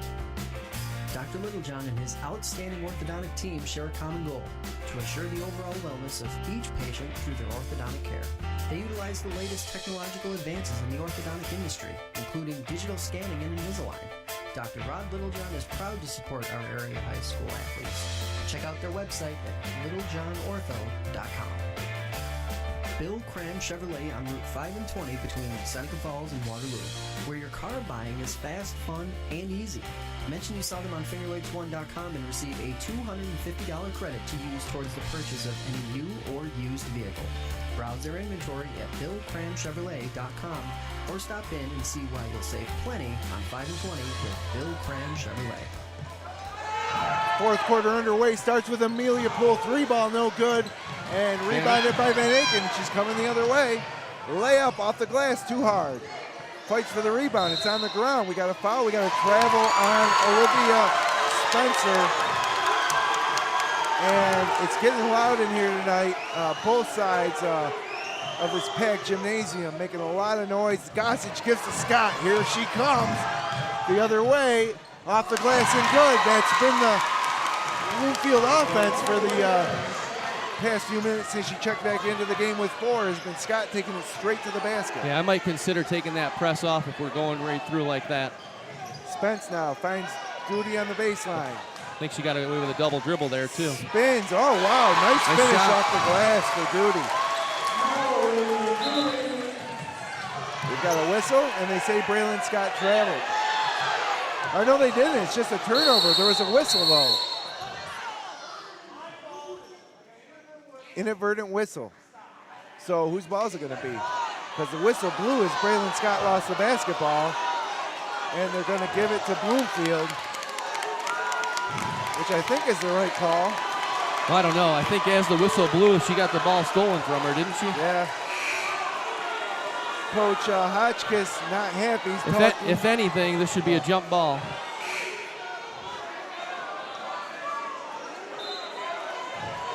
Now they're conferring, the 3 referees, Jimmy O'Gorman, Kate Hannon, I think and if Billy they don't know, they've got to go to the possession arrow. Yeah.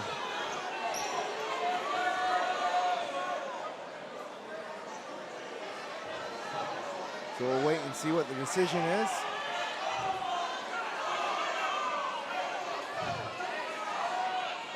They're going to stick with the original call and leave it with Bloomfield. So the Bombers trail 46-34, 7:01 to go with the basketball. Red Jacket fans not happy. Amelia Poole, though, gives it right back to him. Tried to get it into Scott. Here comes Van Aken to the basket. No. Scott with a rebound. Jump ball. It'll stay with Red Jacket. So, I'm just really impressed with Van Aken's athleticism. Yeah. She gets off the floor. She rebounds well. She's aggressive. I got to agree. She's probably the second best athlete on the court to Scott. Duty misses a jumper. Scott with a rebound. Immediately starts dribbling up court. Now gets it to her teammate Amelia Poole. And Poole playing catch with Sheehan. Inside to the block to Scott, and that's 3 fouls on Sarah Van Aken.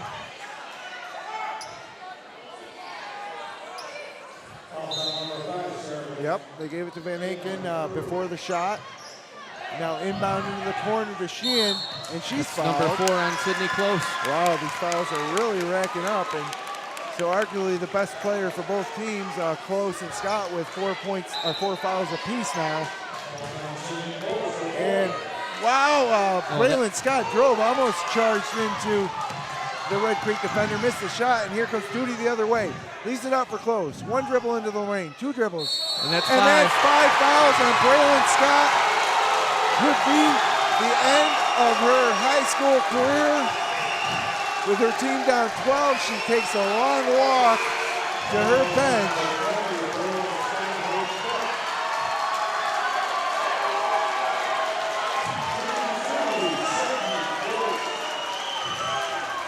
So Scott fouls out with 6:18 to go in the game, with her team trailing 46-34, and Sydney Close heads to the free throw line where she's been deadly. And she hits it. That's her 6th in a row. And Coach Hotchkiss will be taking Sydney out after this made free throw. Yep, you're right, she made it. So Close comes out, and Brooklyn Haney checks back in. So now with Scott out of the game, I'd keep that pressure on, right? I mean, they don't have that ball handler to break that press with the ease that Scott did. And here comes Gossage. Gets it over to Carly Layton. Layton back to Gossage. Gossage tries a 3-ball. It's short. And Carly Layton can't rebound it. Amelia Poole on the ground. And it's Gossage tied up with Olivia Spencer. And boy, the Red Jacket fans are really feeling it. Game not over yet, although a higher hurdle to cross for Bloomfield with Braylon Scott on the bench. Gossage now dribbles with the right hand. Sheehan with the basketball. Left-handed sidestep and hits a 3. Big shot. And that might be your best option for scoring with Braylon Scott on the bench. Jessie Sheehan now with just her 4th point, 8.5 shy of her season average. And it's a turnover into the hands of Carly Layton. Now she hands it to Poole. The senior point guard, Amelia Poole, now picks it up and gets it back. And 5:32 to go. Bloomfield looks like they're not in any hurry. Gossage. And on the contrary, Red Jacket looked like they were rushing. They really need to take advantage of the clock. Poole tries a 3, it's short, but Sheehan rebounds it. Her putback block. Sarah Van Aken has it. She's going straight to the hole. Off the glass and good. Great shot in traffic by Sarah Van Aken. Timeout on the court. 13-point lead for the Indians. 5:10 to go. Exciting game. Now, for Red Jacket, we probably want to take care of the ball.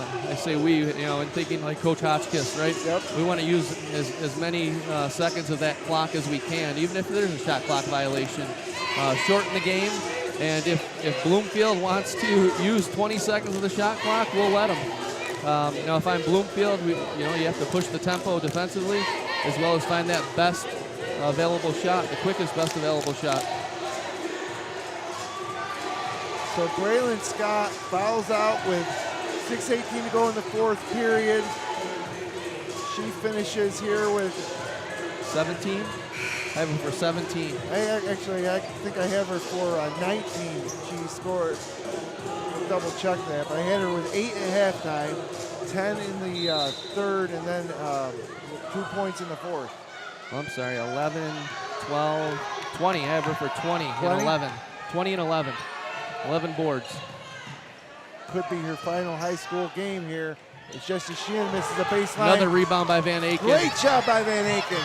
She's pushing up ahead. Great pass to Spence, a little ahead of her though, and out of bounds. And it's a nice look. Led Spence by just about 6 inches too much. But it's okay. They lead by 13 here with 4:52 to go in the ball game. And now Amelia Poole slowly brings it up court.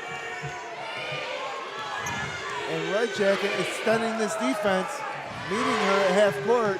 Sheehan gets it back to Poole, double team. Now to Gossage, back to Sheehan. Bloomfield has to attack the basket at some point. And there she tries a slip pass inside to Hannah Wright, who can't catch it. That was a 28-second possession. So I'm sorry, 23-second possession. 4:26 to go in the game. Red Jackets should be in no hurry. It's Alexis Gardner into the ballgame handling the basketball. Boy, she slips through a couple defenders, takes it to the rim, and left-handed layup no good. Rebounded by Carly Layton, and she's fouled by Gardner 90 feet from the basket. Not really what Coach Hotchkiss was looking for, as Sydney Close remains on the bench with those 4 fouls. Sarah Van Aken on the court with 3. Mallory Duty also with 3 on the court. And I think as long as you keep this 13-point lead, you keep Sydney there until we get probably 2-3 minutes left. Poole misses a 3-ball, and it's Shartle coming the other way with it. Now she dribbles into the lane, fires up a right-handed hook shot, no good, and rebounded by Gossage, but she's tied up. And that shot was 10 seconds into the shot clock. Yeah, too soon. Wasn't a great shot to begin with. But still, 3:43 to go. Bloomfield really struggling to score here tonight. 50-37, under 4 minutes to go here in the ball game. Sydney Close remains on the bench. Alexis Gardner handling the point guard duties, the 4'11" junior. And she gets it way up top to Van Aken. And Sarah Van Aken looks to work some clock. She has 23 to shoot. And a 13-point lead, but she drives right by everybody. She's fouled at the rim. And it's Jessie Sheehan picking up her 3rd foul. And it'll be Van Aken heading to the free throw line. First free throw, back iron, no good.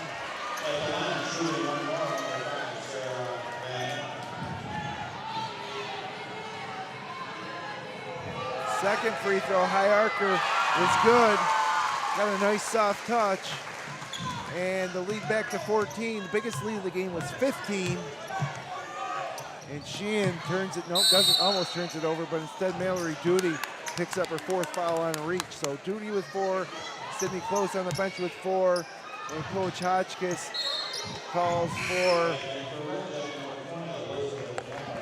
Elizabeth Bombard to check back into the game.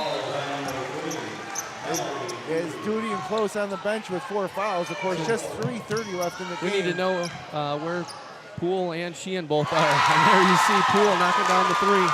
Poole left open in the corner. Beautiful shot. Gets the lead down to 11. If there's 2 people that can bring them back, it's Amelia Poole and Jessie Sheehan, but quickly the other way, Van Aken scores with a right-handed layup and gets the lead back up to 13. Poole left open again for 3, but this one's way short. There was a push. And Van Aken hits a big push. Floor again, but Red Jacket controls the rebound. And they get into the corner for a jumper from Spencer. And she gets the roll. I was just going to say a little too quick there with a lot of time left on the shot clock, but they'll take the 2 points. Biggest lead of the night for Red Jacket. Just 2.5 minutes away from the final, and another turnover, and this time a foul on Hannah Wright. That'll be her 3rd foul. And that was a quick shot last possession for Red Jacket, but those are the ones when you make it, you know, you look like a genius. Sydney Close checks back into the game. As Gardner checks out, Duty stays on the bench as we have a timeout on the floor.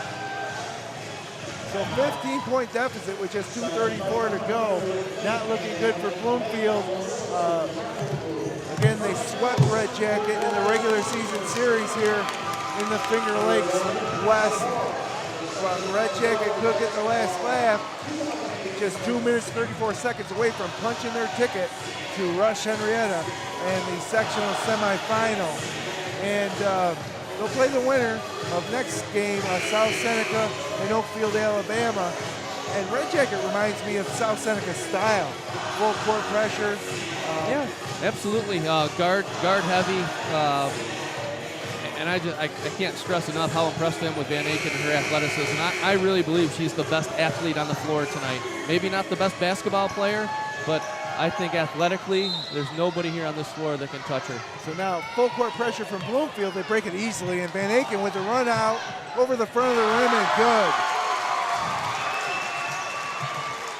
Sarah Van Aken with 20 points now on the game, and the lead is up to 17. Sheehan lets a jump shot go. It's a 3-ball from the right corner. Her second 3 of the quarter. She has 7 now. As Mackenzie Schwarter with the basketball with the lead down to 14. Game not over yet, but we're at 2 minutes remaining here in the fourth quarter. And Sydney Close, bounce pass, gets it back from LeBombard. Over to Shardo, but she traveled. I thought, no, they got a foul before the shot. She made the runner. I think she got away with that travel as well.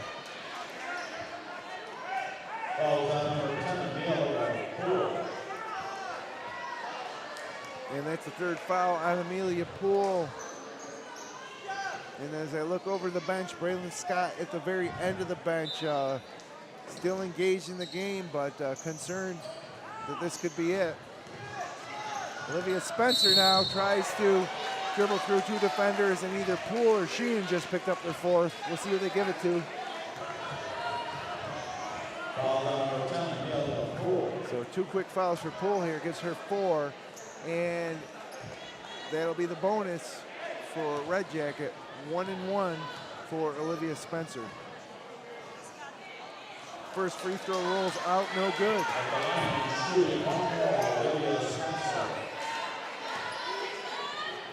She dribbles a couple times, looks, fires, and can't get the second one to go. So down 14, here comes Bloomfield. Sheehan has it. Skips it to Poole, open for 3, high arcing shot, back iron. Oh, it hit the basket support above the backboard. May have gone in. If it didn't, it may have come back down. Instead, it'll be Red Jacket basketball. 1:36 to go. Bloomfield fans to our right and left, dead silent. Van Aken with the basketball. She's fouled by Sheehan or Poole. They got Poole, and Amelia Poole fouls out. So the 2 great seniors for Bloomfield foul out in this ball game. Great careers. Tremendous careers for both of the girls. What's so hard to take, Jerry, in these games, these 2 girls have been playing together since youth basketball, and when it really comes to an end, it's really tough for the parents probably as much as the players. It is. It actually is. As you found out last night. We went through it last night, and it's a life-changing experience, believe it or not. Van Aken to the free throw line, misses her first, but yeah, I mean, so much time invested, and it's really part of your life. And I'm just on the front end of it with my daughter who's in 6th grade. You really grow to love just going to the games and the coaching and all the other kids that play with your daughter, and it's all building towards varsity basketball. Absolutely, that's it's not really about basketball either. It's about building the friendships and the experiences that are going to make you better in life. But likely, Bloom and wow, Van Aken finishes here as it's pretty much elementary at this point. She makes the basket's foul, and that'll be a foul on Carly Layton. But you can't say enough about the Bloomfield seniors and what they've done for the program. Really restoring, the great program that existed under Coach White. Coach Shunk has done a great job. I think they're up in the neighborhood of 12 or 13 sectional titles in their school history. Wholesale substitutions for Red Jacket. Big round of applause for the Red Jacket starters who take a seat. Big game from Sarah Van Aken. Solid effort from Sydney Close and Olivia Spencer.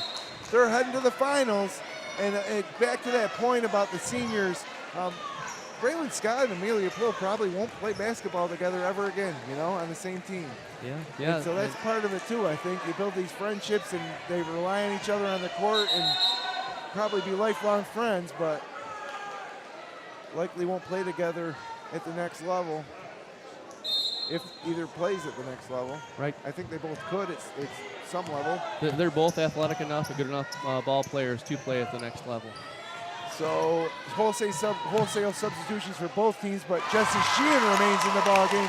Hits her 3rd three-pointer of the quarter. We're under 1 minute.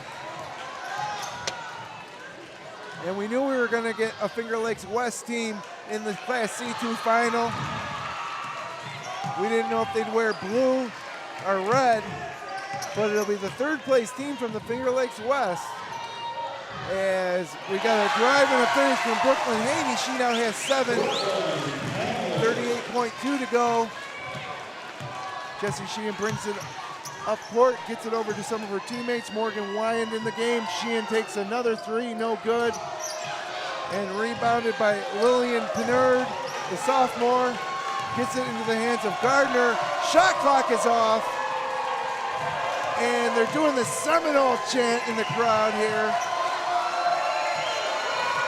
As pure excitement for Red Jacket. 8 seconds, 7 seconds, 4 seconds. Final buzzer. And the Red Jacket Indians are heading to rush Henrietta for the Class C2 final. Jubilation in the crowd behind the bench. And great job by these girls and Coach George Hotchkiss. And Jerry, they're going to be tough to beat. They're going to be tough to beat here. It's going to be a tough matchup for either South Seneca or Oakfield, Alabama.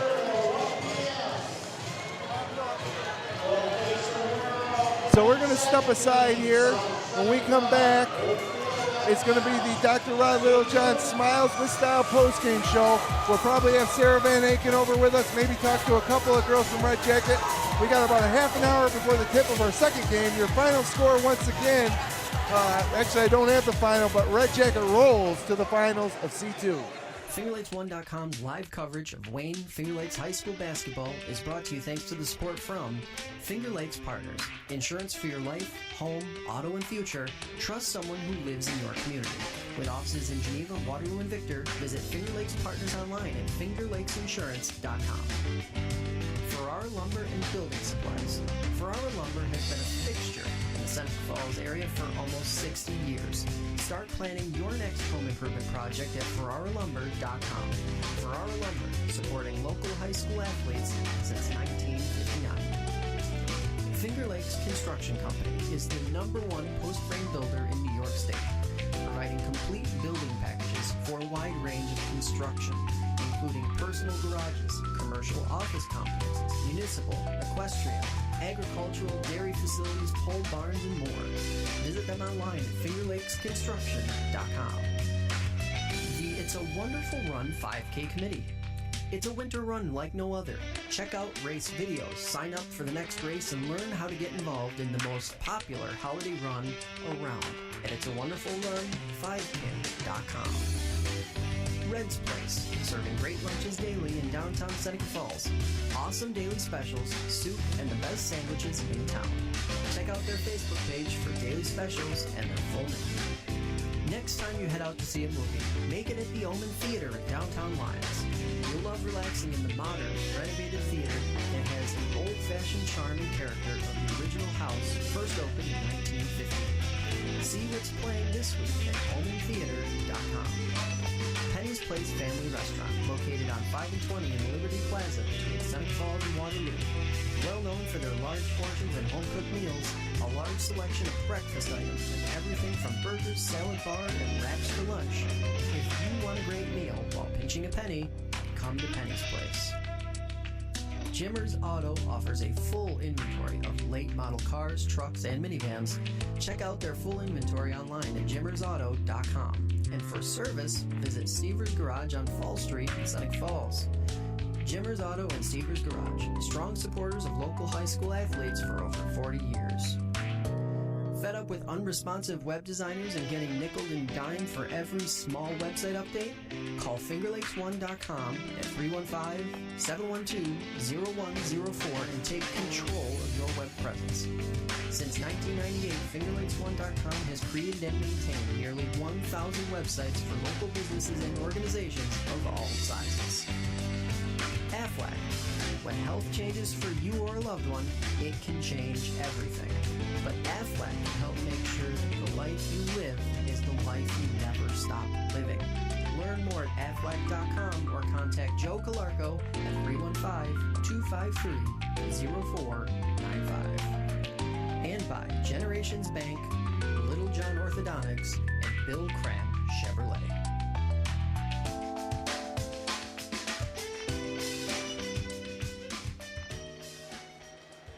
So welcome back inside Honeoye-Falls, Lima High School. It's time for the Dr. Rod Littlejohn Smiles with Style postgame, where your final score here, Red Jacket 62, Bloomfield 46.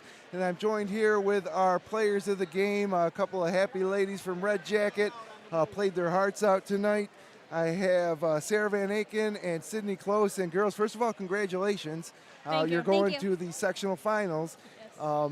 Kind of different tonight. You're playing a league mate in the Bloomfield Bombers, who they nipped you twice in really close games this year. They're the Finger Lakes West champs. You come here to a neutral court in the postseason, and did you expect to be able to cruise to victory the way you did? It really wasn't a close game once the second half got started. We knew it was going to be a battle, but in our minds we told everyone to be confident, just stay calm and do your thing, and then just play your game, and that's all there is to it. Yeah, and Sydney, you were great from the foul line. Here in you. the postseason, you feel a little extra pressure when you step to the line? Sometimes, yeah. Yeah. I got to play my game, and that's it. Now, you guys are underclassmen still, right? So that's pretty special, knowing that whatever you do now, you'll be able to come back. But did you think at all during the season about the sectional finals, or were you more focused just on the league? from the beginning we said it was our goal, but let's work our way to it and take our time, and when we get there, then let's put our game face on and start going. Yeah, you okay? You hit the ground hard a couple times. Yeah. Now the trainer had to check you out, a little concussion protocol, but Yeah. I saw you quickly jump up each time you got hurt because you probably were concerned wanted to Yeah. stay in the game. Yeah. She's tough. She's tough. Now you guys talk about tough. Braylon Scott is really physical out there, right? What did you guys talk about before the game in terms of controlling her, or were there other players that you talked about as well?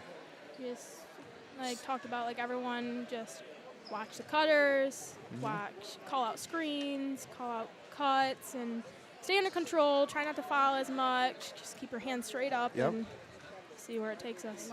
Yeah, it was fantastic. Talk about some of the players on your team and your coach that you guys have really come together. I know that a little unfortunate in the regular season, and it was so tight at the top of this league. You guys split with South Seneca, Bloomfield and South Seneca split, and then Bloomfield beat you guys those 2 times. But I'm sure you trade a trip to the sectional finals, I guess, for a league championship, right? Yeah.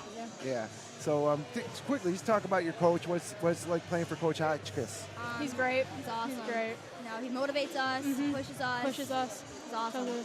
And some of the players on your team, some of the seniors like Olivia Spencer, Mallory Doody Love had them. a great They're start. awesome. They're great. Mal's a great shot. Yep. Liv pushes the ball well, plays great defense. They're great factors for It really was a team effort for you guys. I have, unofficially, Sarah, I have you with 18 points, Sydney with 17, and want to congratulate you. Going to stick around and watch South Seneca? Yeah. Now, are you going to root for South Seneca to play a team that a league mate, or we're going to hope that they lose as rivals? I have friends on South Seneca, so I'm going to root for them. Who's your friend on South Seneca? I know Jade, and I know pretty much the whole team. I play AU with some of them. So. Okay, yeah, absolutely. Well, hey, congratulations. Thank Get in you. with your team and celebrate. Thank and you. we're going to be seeing you on Saturday at Rush Henrietta, huh?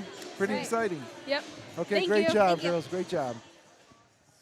Thank you. So that was Sarah Van Aken and Sydney Close, our co-players of the game.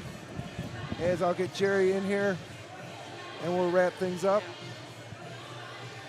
So we can have a seat again, Jerry. So it was great talking to those girls. Seemed like great kids. Really excited, obviously. Really love playing for Coach Hotchkiss. Love their seniors. Really had a lot of confidence coming into this game, I think, and really they rolled to this game. It wasn't close. Yeah, I don't think there was any point of the game where it was where you were threatened as a Red Jacket fan or even a Red Jacket player. I think they played with a little more desire, a little more heart, and that's not taking anything away from the Bloomfield girls. But you looked at limiting them to one shot and having quarters where they held Braylon Scott without an offensive rebound. They pushed the tempo, they got turnovers, and they knocked down shots. And I think if you ask Coach Hotchkiss, he's very positive about the contributions he got up and down the lineup. So Red Jacket advances to the sectional title game. They defeated Perry in round 1, the 10 seed, 52-41. In round 2, they defeated Geneseo, or the 2nd seed, 58-50. And here they roll against Bloomfield, the number 3 seed, 62-46, in which Braylon Scott saddled with foul trouble much of the game, and eventually fouling out, and Amelia Poole also fouling out late for Bloomfield. Run down the scoring for you real quick. For Red Jacket, unofficially I have Sydney Close with 17, Sarah Van Aken with 18, Mallory Duty with 10, Olivia Spencer with 8, Brooklyn Haney with 7, Mackenzie Shortle with 2, and for Bloomfield unofficially, Braylon Scott with 20, Amelia Poole with 12, Jessie Sheehan with 10, Carly Layton with 2, and Hannah Wright with 2. And you kept a lot of stats tonight, Jerry. What were the stats that really jumped out to you on this game? You know, when I look at, obviously, Braylon Scott, she did finish her career with a double-double. She had 11 rebounds for the night unofficially.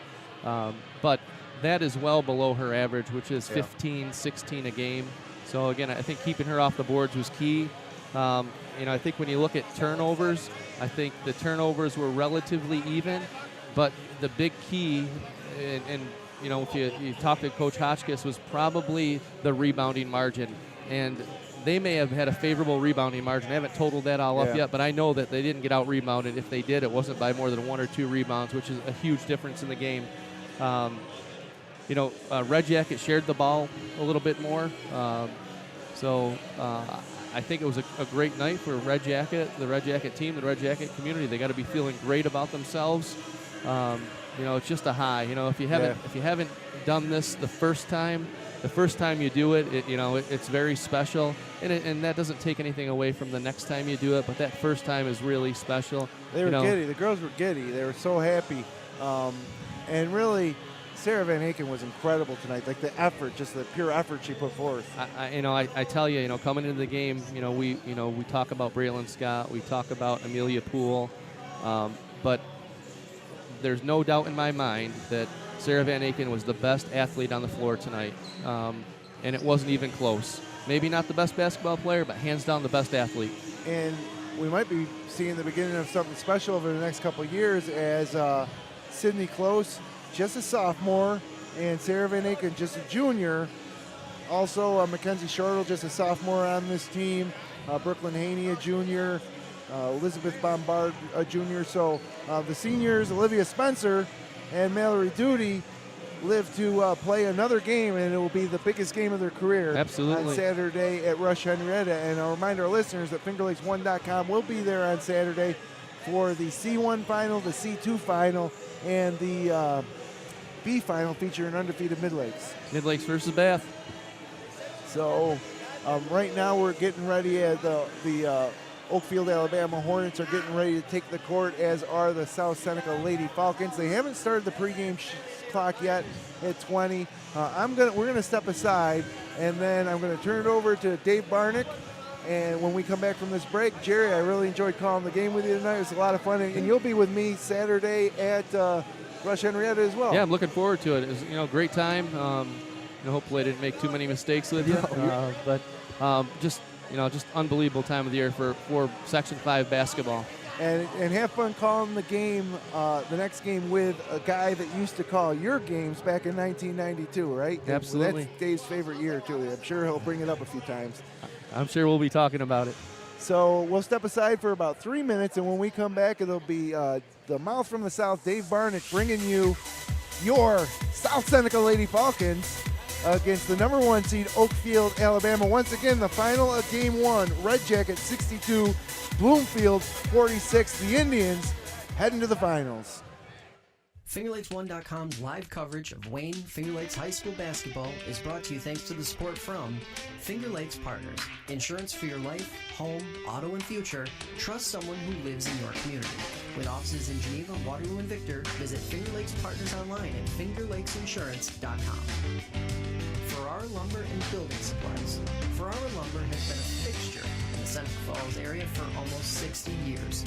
Start planning your next home improvement project at FerraraLumber.com. Ferrara Lumber, supporting local high school athletes since 1959. Finger Lakes Construction Company is the #1 post-frame builder in New York State, providing complete building packages for a wide range of construction, including personal garages, commercial office complexes, municipal, equestrian, agricultural, dairy facilities, pole barns, and more. Visit them online at fingerlakesconstruction.com. The It's a Wonderful Run 5K Committee. It's a winter run like no other. Check out race videos, sign up for the next race, and learn how to get involved in the most popular holiday run around at itsawonderfulrun5k.com. Red's Place, serving great lunches daily in downtown Seneca Falls. Awesome daily specials, soup, and the best sandwiches in town. Check out their Facebook page for daily specials and their full menu. Next time you head out to see a movie, make it at the Omen Theater in downtown Lyons. You'll love relaxing in the modern, renovated theater that has the old-fashioned charm and character of the original house first opened in 1950. See what's playing this week at HomeandTheater.com. Penny's Place Family Restaurant, located on 5 and 20 in Liberty Plaza between Seneca Falls and Waterloo. Well known for their large portions and home-cooked meals, a large selection of breakfast items, and everything from burgers, salad bar, and wraps for lunch. If you want a great meal while pinching a penny, come to Penny's Place. Jimmer's Auto offers a full inventory of late model cars, trucks, and minivans. Check out their full inventory online at jimmersauto.com. And for service, visit Stever's Garage on Fall Street in Seneca Falls. Jimmer's Auto and Stever's Garage, strong supporters of local high school athletes for over 40 years. Fed up with unresponsive web designers and getting nickeled and dimed for every small website update? Call FingerLakes1.com at 315-712-0104 and take control of your web presence. Since 1998, FingerLakes1.com has created and maintained nearly 1,000 websites for local businesses and organizations of all sizes. Aflac. When health changes for you or a loved one, it can change everything. But Aflac can help make sure that the life you live is the life you never stop living. Learn more at aflac.com or contact Joe Calarco at 315-253-0495. And by Generations Bank, Little John Orthodontics, and Bill Cram Chevrolet.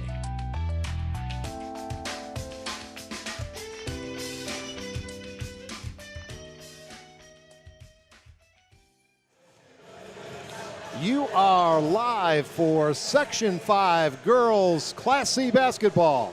Good evening, everybody, and welcome to Honeoye-Falls, Lima, as we return for the second half of a doubleheader. You may have just taken part in viewing or listening to the first game, in which Red Jacket, I wouldn't say a huge upset, but an upset nonetheless against Finger Lakes Western rival Bloomfield, 62-46. And as I was watching that game, Red Jacket appeared just both more aggressive, more confident, and Bloomfield they tried, but it was in vain trying to come back. And the thrill of victory for Red Jacket, and I went out in the corridor, the agony of defeat. A guy who knows a lot more of one than the other, but if you play enough sports or coach, you're going to find out both the agony of defeat, the joy of victory. A great athlete, a member of the state championship team of Minders. Going to talk about that a little as time permits. And the current coach of a very successful girls Minders program. Happy to be along. First time ever for the two of us. Mr. Jerry Anderson. It's great being with you, Dave. Nice to be with you, Coach. And let's again remind our listeners before we assess this upcoming game, South Seneca and Oakfield, Alabama. Oakfield, Alabama, the #1 seed. But quite a vociferous crowd in that first game. And Red Jacket kind of took it to the Western Division champions, Bloomfield. Yeah, it was a great atmosphere, as a player, as a coach, as a fan. I wouldn't consider it an upset. I did have a chance to talk to Coach Hotchkiss prior to the game. He felt confident. They lost 2 games to Bloomfield by a combined total of 3 points. So one at home, one on the road, and they like their opportunity or their chances on a neutral court, and I think they were the aggressor all game long. So hats off, to the girls and the coaching staff of Red Jacket. They had a great game plan. They came in and executed. They did, and you know a lot about one of these two teams. South Seneca and the Minders ladies have had great battles the last several years. You got the better of them early in the year this season. South Seneca may be the number 4 seed, but they're a two-time defending sectional champion and a 2-year Final Four team, including a championship 2 years ago. Oakfield, Alabama, the number 1 seeded team. Who's the favorite in this game? That's a good question. Before I get into that, I would say if there's one team in the bracket for C2 that no one wanted to face, regardless of the seeding, it was South Seneca. Based on their experience coming back, based on the success they've had over the last couple of years. Now, Oakfield, Alabama is no slouch. They are a traditional powerhouse in their league, and they do well. They do well in the sectional run as well. So, in terms of who the favorite is, I don't know that there's a clear-cut favorite. I think you got two different style teams here. I think you've got South Seneca that's going to really push the tempo defensively as well as on the offensive end, and I think you have Oakfield, Alabama that is probably a little more comfortable in the half-court set using their size. I think you'll see that they'll have a distinct size advantage, with the exception of Jade Parsons, who should be, one of the more dominant players out there tonight in controlling the boards. And I'm sure that's what Coach Mott's going to ask her to do, control the boards on the defensive end, help limit Oakfield, Alabama to one shot. Yeah, I think there are probably several keys looking into this game, and one of them would be the 5'10" sophomore Brianna Smith averaging over 12 points a game for Oakfield, Alabama, versus the big girl at 6 foot, averaging double figures herself, just over 10 points per game, Jade Parsons. Which girl is going to be more effective? Will both girls, either girl, have foul troubles? That could loom large in the outcome of this contest as just one of the factors. Yeah, absolutely. So you have Brianna Smith, and she's their second leading scorer at 5'10". She plays a center forward position, and their first leading scorer is also a big girl at 5'9.5", 5'10". So, Oakfield, Alabama is going to have the size advantage, and I think South Seneca is going to have the speed and quickness advantage. Well, Skylar Shawless, the veteran, the captain, the lone returning starter from a year ago, had a superb outing in the quarterfinal game, leading the Falcons with 25 points. And it was, if you can score 25 points quietly, she just went about her business and maintained her poise, while some of the less experienced players were somewhat emotional, but they beat a pretty good Rochester Academy team, a pretty skilled team. And actually that game, Jerry, I happened to attend, and I think it was decided in the final minute of the second quarter. Rochester Academy had fought back to within 2 points at 23-21 with about a minute to play. And in the final minute or so of that half, South Seneca scored 7 unanswered points. They scored at least the first bucket, as I recall, in the second half. And then it was kind of lights out the rest of the way against a team that looked a little bit defeated, and South Seneca moved on. And that's where we are here today. Of course, your alma mater on the boys' side, which as a alumni, but also as a father of a player, lost a real tough game last night. Yeah. And Penn Yan did as well. We were hoping for that Finger Lakes East finals, but both teams had fine seasons. And now we'll see if South Seneca can make it an all Finger Lakes West finals in tonight's contest. That would be a great thing for the Finger Lakes, and more specifically the Finger Lakes West, who's often overlooked. Well, I think their girls program right now is a couple of notches above the boys program overall in the league.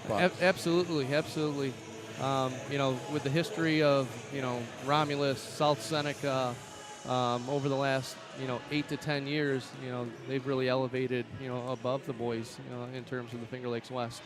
The Oakfield, Alabama Hornets are coached by Jeff Schlagenhoff, and we'll be saying that name a lot because one of the captains and top players, senior Kylie, is a starter, and one of the assistants, Tracy Schlagenhoff. I have to assume, I didn't get a chance to check this out, that may be the head coach's wife, I'm assuming, perhaps. That's my assumption as well. And there's also a younger 8th grader, Kelsey Schlagenhoff. So we may go first name basis if we stumble too many times with the Schlagenhoff name, but you'll be hearing that a lot tonight.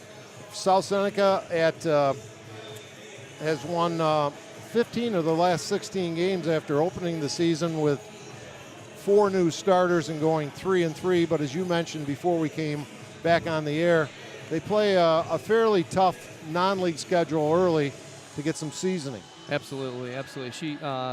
Me and Heather Mott, Coach Mott, challenges their team with a very tough non-league schedule. So it's not surprising to see them have non-league losses. She does that to prepare them for the league run as well as the sectional title run.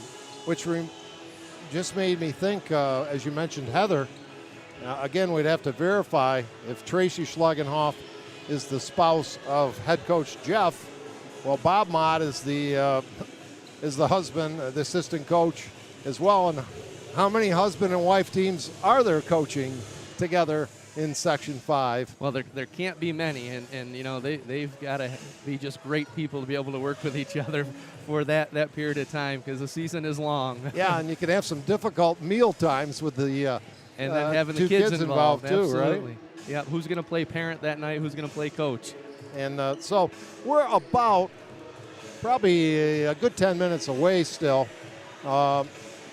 I thought Sarah Van Alken was one of the keys. Of course, you watched the game more intently and from beginning to end. But when I got here, her and her teammates were constantly taking it strong to the hole. Yeah, and, I'll sound like a broken record because I said it probably 10 times. She's hands down the best athlete on the floor tonight. Overall, Red Jacket, you know, they were the better team tonight. They got contributions up and down their lineup, but you know, I just think there was nobody out there that could match her athleticism. And the winners of tonight's 2 games will be playing Saturday afternoon at Rush Henrietta. I am not sure. I looked at our website. I think this might be the 3 o'clock game. I believe it is. And the 5 o'clock game would be the Class B. B, and there's one game earlier would be D, I would assume. But I'm not sure in that. Some other games, Alba, the Alba ladies, one of the 2 teams that defeated Oakfield, Alabama, by the way, in the fine season that Oakfield, Alabama has had, defeated the Romulus women 58-55 yesterday. Of course, Greece Odyssey with a 5-point victory over the Academy boys, 62-57. Livonia 70, Penn 65. Big comeback in that one for Penn, fell short. Clyde Savannah, they're going to be big favorites, I think, to win another sectional title. They defeated Mount Morris and will take on the Honeoye team, who defeated Western League foe Naples. But Clyde looks pretty strong at that D1 spot. Yeah, they do. I mean, you know, just my personal opinion, if they keep everybody out of foul trouble, you know, they shouldn't have too much of an issue. Their issue is obviously depth. I think they've got 7 kids on the roster prior to any JV call-ups. So, but their 7 are very, very good. Now, the other thing, I won't put you on the spot too much because you have to deal with the so-called zebras throughout the season, but I was perusing our website, of course, Finger Lakes 1, and I noted they had where a fine player from Red Creek will be out due to the intentional foul. And I don't know if you had a chance to view that at all or know what happened. I couldn't quite view it when I was attempting to, but that's a tough break for Red Creek, and hopefully for them, if they get by it, all will be forgotten. Yeah, you know, I heard about it. I didn't see the video. Now, I heard about it from a number of people, and, you know, the consensus from everybody that I saw was that it was questionable. So in a situation like that that's questionable, from my perspective, you better be sure of what you're doing, just knowing what the implications are in terms of an ejection and followed up with a subsequent 1-game suspension. Yeah, that's really tough. Now, a freshman besides. Yep. Now, it's a learning opportunity for her as well. But what I heard prior to the start of our first game was that she will be eligible to play in the next game. They're challenging the suspension. Oh, okay. So she will be eligible. New information. We're awaiting the tip-off, the starting lineups for the Oakfield, Alabama #1 seed versus the South Seneca Lady Falcons. The Falcons in their traveling black and gold uniforms with white trim. The Hornets of Oakfield, Alabama, who, by the way, one of the graduates many years ago is the Ovid Town attorney, James Gabriel, was a Oakfield, Alabama graduate.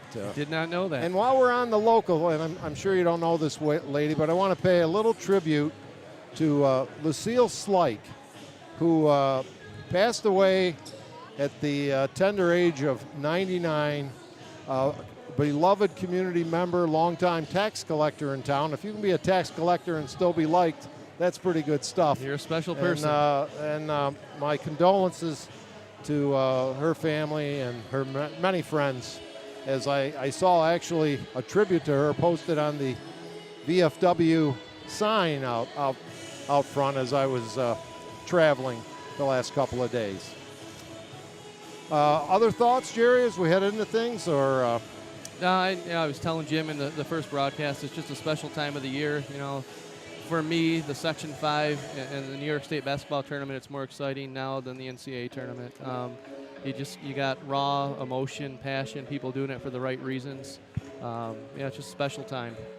Well, I remember Jack DiPaolo and myself were fortunate enough to have a very nice article done on us many years ago. And one of the questions asked is, did you have a favorite team? And I cited your team, that senior-laden team that won the state title, and what tremendous memories. They never go away. And you guys were terrific. The last broadcast I had of the Minders boys, I was lobbying to somehow get Billy Grant to have say or supervisory expertise or leadership, since the other 4 starters are all coaching at Minders right now, which I can't imagine back in the 90s when you graduated that you could have foreseen something like that occurring. Yeah, I'm certain if you went back that many years and asked us, we would have laughed at you. But it's really just it's commendable to the community, right, that we all made our way back, and we're giving back, through the kids. Matt Verkey's with me this year. Pat Prain, stepped in last year for Nick Ciotti, and then Kevin took over this year. So it's awesome from a community standpoint. It helps us with the kids in terms of credibility, in terms of getting buy-in. But it's kind of unique, coming back to the small town and having 4 of us involved, and we're still close, and that's what's really special about Truly. Our 4 as well as many of our other teammates. We're all very close. It's something you remember the rest of your life, and of course different coaches behave differently, some more animated than others. But one of the memories as we're talking here for me was that Waterville Elite coach who went absolutely ballistic from start to finish of that game. And I was loving it as you guys defeated Waterville Elite.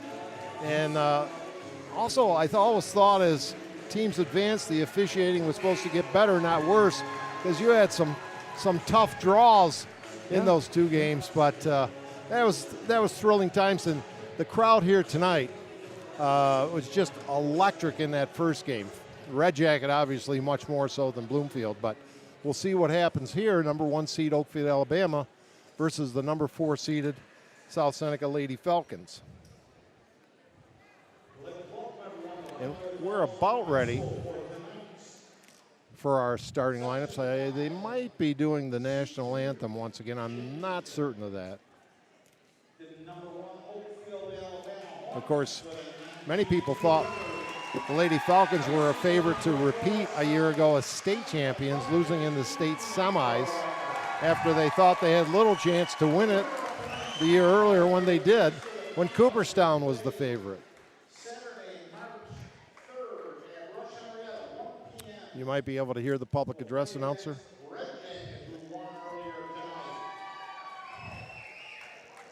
And just announcing the finals being at Rush Henrietta, as we had mentioned.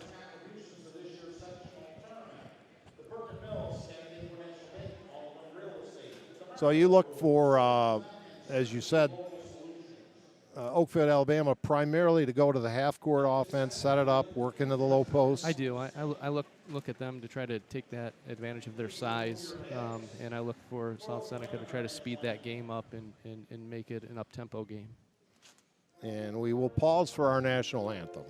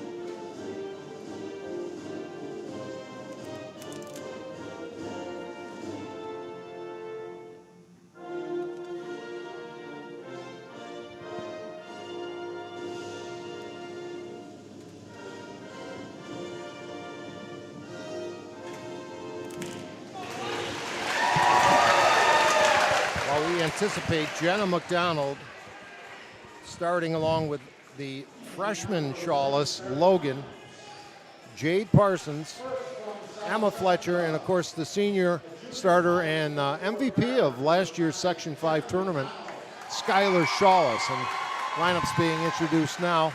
And we'll have that Oakfield, Alabama lineup coming your way momentarily as well. But we mentioned who we're pretty certain three of them are. Michaela Hilchey, Kylie Schlagenoff, and Brianna Smith. All three of them, two of them are 5'9". Smith goes at 5'10", so excellent size.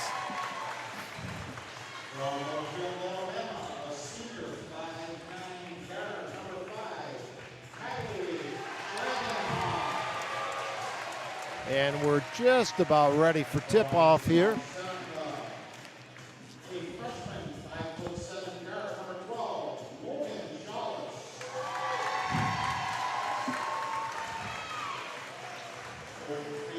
Logan, really good, already taller than her other two sisters, and played at JV basketball as an 8th grader, had an excellent season a year ago. Yeah, it seems like, ever since I started coaching, we've had a shawless on the team. Yeah, and there's, I think, one more coming, so. I don't know, I guess Matt Verkey is having his daughters consider playing at South Seneca. That's the joke that I constantly make, and yeah, that's going to happen, right.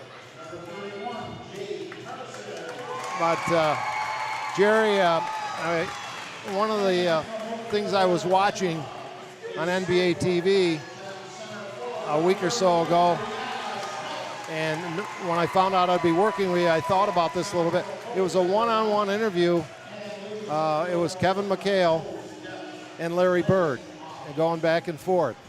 And of course, I know the similarities are different, but still there are some similarities. Thinking about you and Matt, and one of the things that they were both agreeing on is you can get a lot of joy from coaching, but nothing quite beats playing and having that ball yourself. Yeah, I would agree with that, but I would take it one step further, and as much pride that I have with what I did as an athlete, right? It takes it to a different level when you can experience it with your children. So I guess the difference between joy and appreciation. Yeah, absolutely.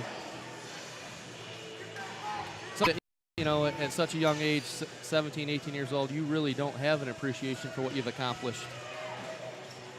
And you guys knew you were good.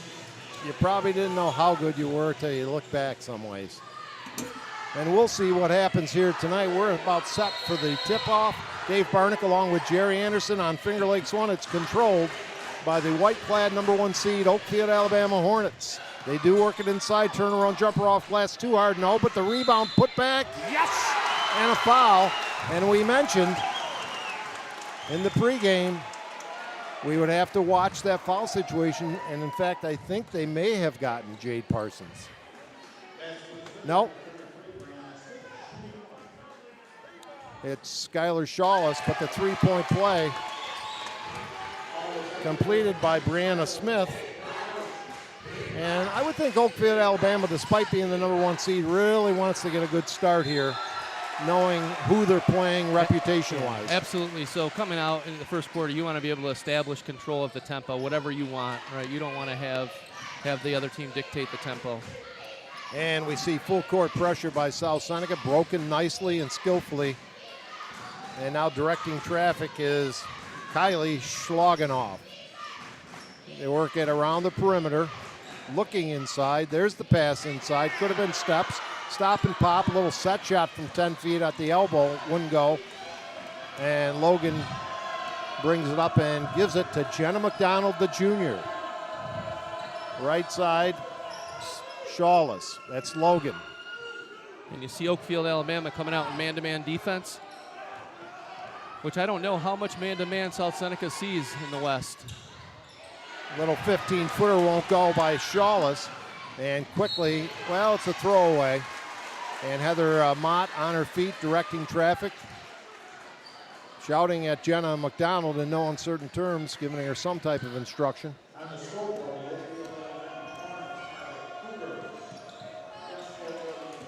This is Fletcher, one of 3 Fletcher sisters on the South Seneca Falcons, a pair of twins and the older sister.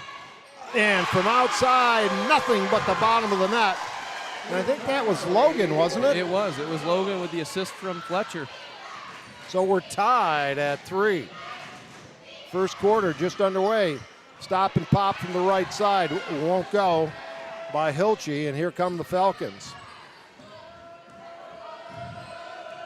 Jenna McDonald eyeing the man-to-man defense. Cross-court pass, Fletcher, and she throws it away.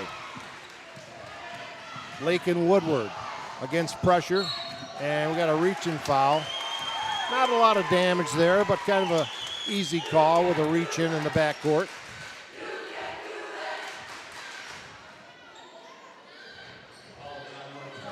And Woodward has it now, moving forward. Might have got away with the travel there. Yes. The long-range shot won't go, and it's 1 and out, and here comes Skylar. Skylar directing traffic, gives it up to Jenna McDonald. And now South Seneca forced to settle in the half-court offense. They love to run when they can. Oakfield, Alabama, obviously skilled at getting back. Logan drives, has it deflected. Rebound up by sister Skylar, no. And knocked out of bounds, I think, off South Seneca. No, they're calling it South Seneca's ball. I thought maybe Jade had knocked that out of bounds, but there was an Oakfield, Alabama player inside. Jenna driving baseline, bottled up, gets it to Skylar Shawless for 3, no. And the rebound, and out of the pack comes Oakfield, Alabama, Woodward.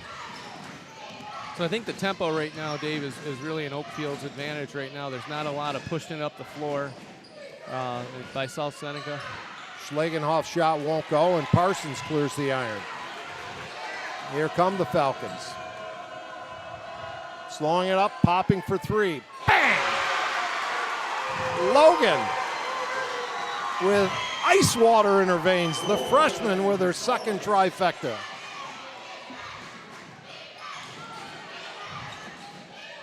Oakfield, Alabama penetrating, throws up a little floater, won't go, tapped around. Oakfield, Alabama has it back iron, no. And the deep rebound by Mandel. It's taken away by Jenna McDonald. 6-3 Falcons. They have the basketball. 4.5 to go first quarter. They will, the winner of this game that is, take on Red Jacket. Shot by Skylar, no, but she was fouled, and I don't know if that's a three-pointer. I think she might have been just inside the three-point line. Yep. We'll be shooting 2. And last year, she was the little sister on the team. This year, she's the big sister on the team. First foul shot short. By the way, did you catch, I think it was the Iowa State player in the foul shooting record, and he purposely missed the shot? I did, actually. That was pretty. I think my wife actually told me about it. It was pretty, pretty amazing to think that far ahead and, want to hold that record with somebody else. It was, well, if we get a chance, we can get into that. But anyway, he did it in tribute to a deceased former player who had the record and still does. 1 out of 2 for Shawless, and then steps. Good call, good call. She picked up her pivot foot. That was Hilchey inside. She is a 5'9" senior. So we got a touchdown and an extra point for South Seneca. A field goal for Oakfield, Alabama at 7-3, halfway through the opening stanza here at Honeoye-Falls, Lima. I'm going to ask Jerry to do a little math here in a second. Our listeners can too. They pass it inside, nice feed, but missing the chippy. Wide open was Hilchey off a nice pass, but she couldn't convert. Too hard. South Seneca moving the ball around. When they get that ball movement going, they're very effective. McDonald bottled up, finds Shawless. Schuyler gives it to Fletcher. Loops it into Parsons. Lay it up and in. So Jade on the board, and it's 9-3 South Seneca. And South Seneca's doing a nice job in their half-court sets executing. Do you know how many miles the trip was from Ovid to Honeoye-Falls, Lima High School? I'm going to go with 74. Well, it's actually 80. 52 to get here, 28 miles to find a parking spot. Inside feed, no, but a foul, and I think they're going to get Skylar Shawless, and that could be big if it was Skylar, because it would be her second personal. It is. It is her second. So just when things are rolling good here, midway, just past the midway point first quarter, we'll see if Heather Mott chooses to stick with Skylar on the court, and right now she is. Foul shot, by the way, missed by Brianna Smith. She is the only player so far to score for the Hornets, and she gets the second free throw. Good form that time, 9-4. Keeping Skylar in with 2, I think, is a tribute to what her coach thinks of her. Right? She's heady enough to play with these 2 fouls, and she trusts her.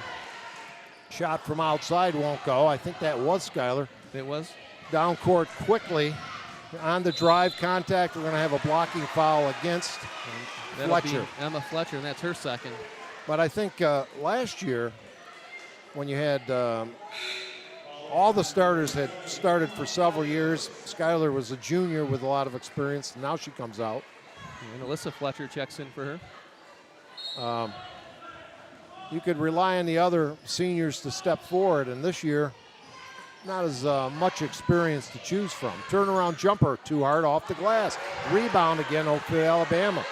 They are getting extra opportunities. Can they convert? Yes, off the glass. I don't think she called it. She went to the bank after hours. That was Schlagenoff with a long 3. And it's 9-7. South Seneca, the basketball, the 2-point lead. Fletcher, outside shot, cannot answer. Scramble for the rebound. And getting it and scoring, I think that was Logan. That was Logan. Shawless again on fire here in the first quarter. She has 8 of the Falcons' 11 points. So we're coming up 11-7. Oh, I can't be thinking that way on the ride home. There's the stop and pop won't go. Knocked out of bounds. They say off South Seneca. Well, earlier in the game, I thought it was going to go the other way. I thought that one was going to go the other way, too. So inbounding will be Schlagenoff. And near steal, Jenna McDonald with pretty good quickness. Cross-court pass, inside now. They go on the low post, and now it's knocked away and stolen. So the quickness bothering Oakfield, Alabama's game a little. Great Parsons look. inside. That's yes! a great look by Logan Shawless to Jade Parsons on the cut. As Jade got the spot, got the position, and as Jerry mentioned, the fine feed from Logan. 13-7 your score. We're coming down to the final minute of quarter number 1. What do we got? 3-second call.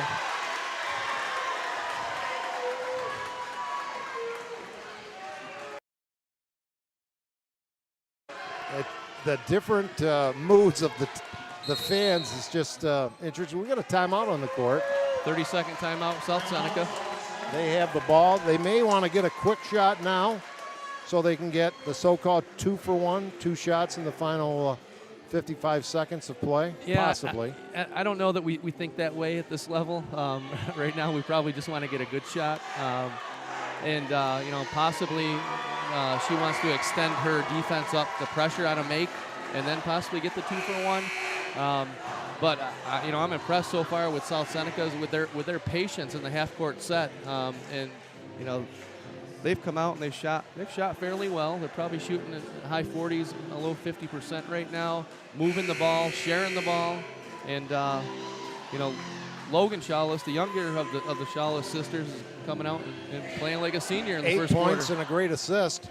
And again, coaches, especially in the Finger Lakes West, have to be saying, they were great, happy that Kelsey graduated, happy that Skylar's going to graduate, and then you see they have 4 more years of it. Inside feed, the shot is short, but fighting and getting her own rebound, keeping it alive. Thomas outside off glass, yes! Jenna McDonald for 3. That was a huge play again, setting up Jenna's shot by Logan Shawless. And a nice baseline and much needed bucket by Hilchey. But is that score right? 18-7. How did that happen all of a sudden? We're coming down the final 15 seconds. Bounce pass inside and a shot no, but a foul. And now they're, I thought that happened kind of quick. 16-9 is they had given the Falcons that last bucket that had belonged to Oakfield, Alabama. Fletcher at the line, misses the first. She'll get another. That's Alyssa Fletcher, freshman guard at 5'4". I think you might see a little full court pressure here on a make. Misses that, and on the quick out, the break, and did they draw it? They drew the offensive foul. That's a great job by Jenna McDonald, getting set, getting in position to take the charge. Just when it looked on the quick outlet like something was happening for Oakfield, Alabama, Jenna held her ground, got the call. Final shot at the quarter, rims the hope. No, but the Falcons take a 16-9 first quarter lead. Back with more basketball after this.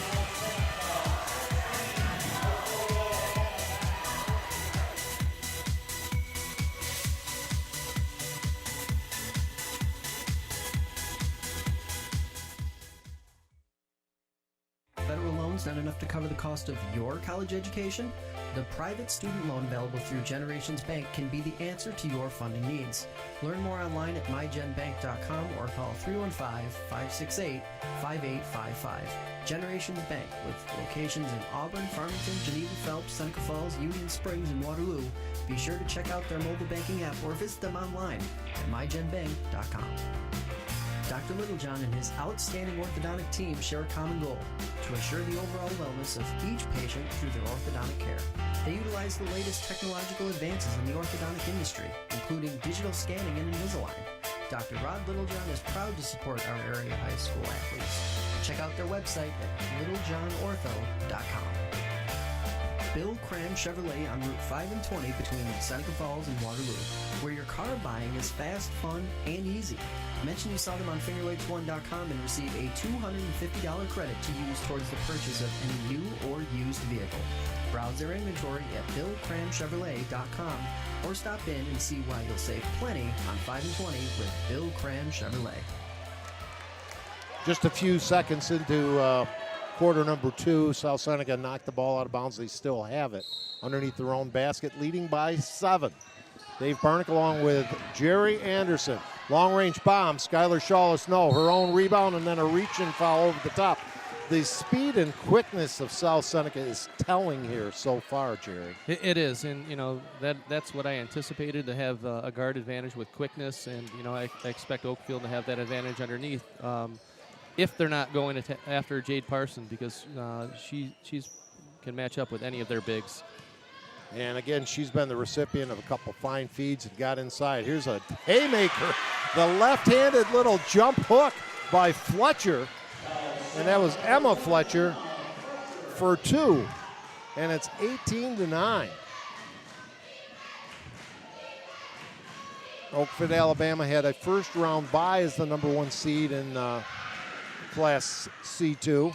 And here's an errant shot, and here comes Fletcher.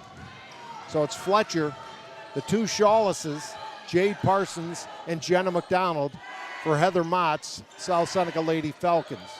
18-9 to score. They're hoping to win tonight and go for the three-peat Saturday, as the left-handed three-point shot is good! Fletcher, and Oakfield, Alabama's Schlegel has seen enough, and he calls timeout. And you can see the emotion in Coach Schlegenhoff, not closing out on the shooters. I know that, he did some extensive scouting to prep for this game, and he knows that you're not going to be able to leave Emma Fletcher open. She can knock down those open shots. Go ahead, Jerry. When I look at the first half, it was relatively clean first half. There were only 2 turnovers per team. And I think if you ask any coach, 2 turnovers per quarter, they'll take that. So, but what that says is that, Oakfield, Alabama either handled the pressure well, or South Seneca wasn't able to speed them up like they really want to. And the other thing for the Falcons' way right now is they're getting scoring from not their main sources. Emma Fletcher with 5 points, including that 3-pointer, prompting that timeout. See a little 1-2-2 3/4 court trap. They handle the pressure pretty well. And the scoreboard now corrects itself once again, so I will as well. 21-9 your score. South Seneca by a dozen. Oakfield, Alabama inside. Not looking to turn and shoot that little shot. You'd think maybe a turn. Here's a steal. Fletcher with it. Dangerous pass was picked off. She leaves for Skylar. In the corner, Jenna McDonald can't get it. Rebound put up. Yes! I think that was Skylar Shawless. It was. Offensive rebound put back. And she has 3. In Oakfield, Alabama, a lot of time to play. Only 2 minutes, as Fletcher's going to get called for the little bump foul. That'll be her 3rd. And that's big. Of course, the option at halftime for the Falcons, if they're getting into foul trouble, is to just have her switch jerseys with her twin sister. That's right. Here's the bomb from outside. Thinking alike, that's a dangerous thing. Schlagenhoff's shot won't go, and 1 and out. So here's South Seneca trying to answer quickly. No. So even though there were a lot of offensive putbacks, and that was kind of a little over-aggressive by Logan, and she gets the personal. But what I was about to say, in the last half of the first quarter and the opening couple of minutes of the second, Oakfield, Alabama's been held to either 1 or no shots. They've done a great job of limiting shots. I have Oakfield down for 5 offensive rebounds. But after those rebounds, those initial rebounds, they're turning them back over. So Schlagenhoff had it. Now they go in the corner. The outside shot by Smith is good. It's a 2-pointer, a long 2. And that cuts it down to 23-11. And near turnover, I think it is a turnover. What do we got? Let's see. No, still South Seneca ball. So, Dave, we have an update in the Class C1 semifinals. We have Gananda, which lost to Letchworth by 14. And Red Creek is tied at halftime. Trying to think of who they're playing. I have that written down somewhere, and we'll get that as time permits. And here's the takeaway. And now a jump ball, I think. I think we got a foul.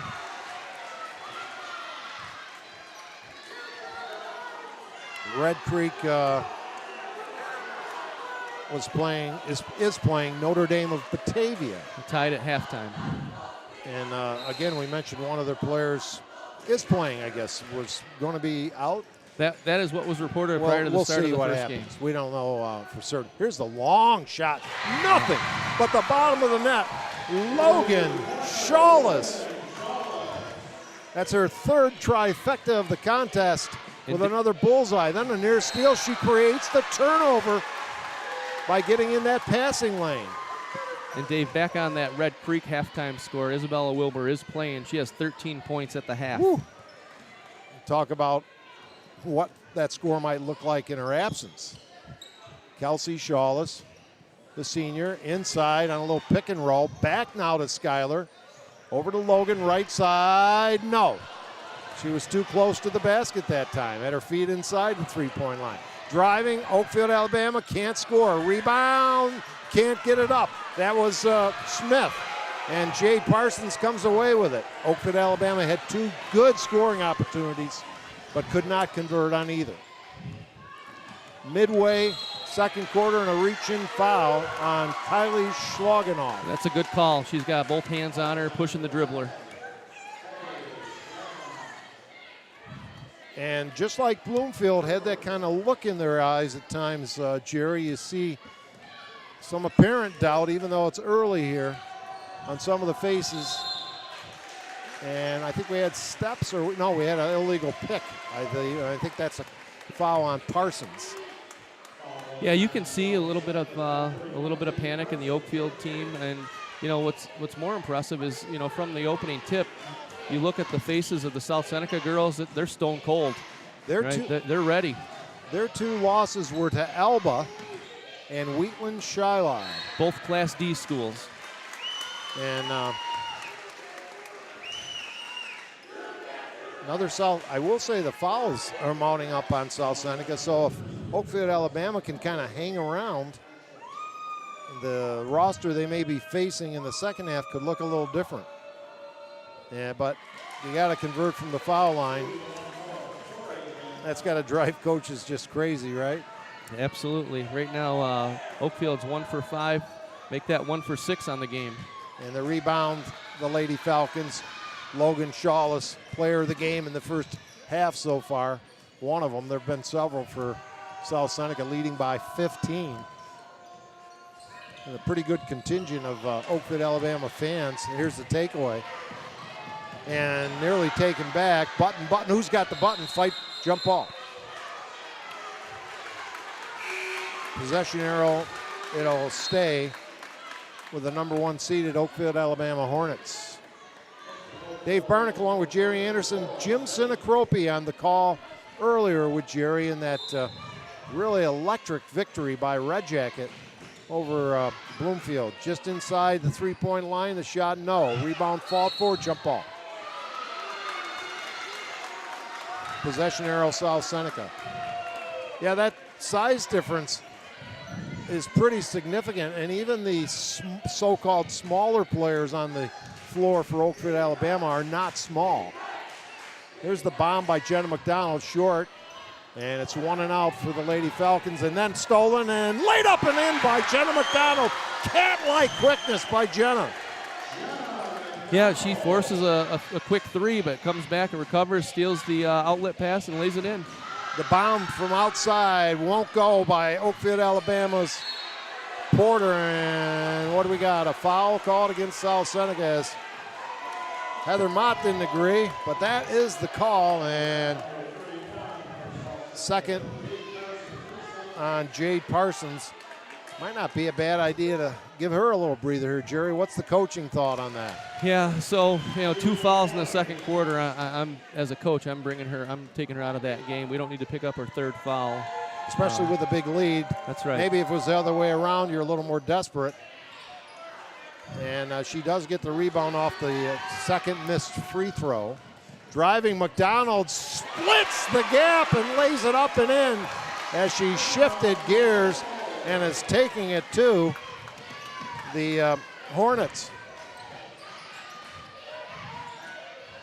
Little stop and pop, nice soft runner in the lane by Brianna Smith, who's been the primary offense in this first half. 30-14, 2:20 remaining first half. All Lady Falcons so far. A lot of game left, and I think we're going to get steps called maybe. And Jade Parsons will come out, and one of the Fletcher girls will enter. That's Leah Fletcher. So much going a little small ball here, Jerry. Yep, yeah, they're in their 1-2-2 trap, trying to speed the tempo up. Almost created a turnover there. And there's they a deflection and yet another. So Fletcher, this is Alyssa in the game. Gives it to Jenna McDonald, who's really played a fine game herself.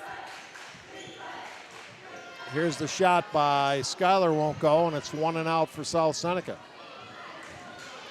Oakfield, Alabama, racing down court. Finds a player inside. Too far under? No. Nice play. It's a nice finish. Very Brianna nice finish. Smith. Got her balance, went up strong. I have her unofficially with 10 here in the first half. 10 of the Hornets 16. 30-16. Shot off. Rebound fought for. Jump ball. I think possession arrow belongs to, well, I thought it was the Hornets ball. We are in the home, by the way, also black and gold colors of the Honeoye-Falls Lima Cougars. Nice array of banners listing all their sports championships over the years right across from us here at our excellent location. 1:10 remaining before halftime. Our Bill Cram Chevrolet halftime report will be coming your way. We'll be talking what else? Basketball. Driving a runner. No. Blocked. Picked off by South Seneca, and then a foul. And I think that was Fletcher with it. Yep. And Alyssa Fletcher. So Jenna will bring the ball up court. Under a minute to play, 30-16. Friday we'll have a 9 o'clock game, late night for the sports crew, led by Jim Sinicropi from the Blue Cross Arena. Fletcher, little ball fake, takes it in and draws the foul. You know, South Seneca is doing a really nice job of attacking the basket. This will be Alyssa Fletcher's third and fourth trip to the line. Oh, this is Alyssa. Pardon me. I was I was looking at her. Since she misses that free throw, she got the hat trick. She doesn't want to get the quadruple miss. That's right.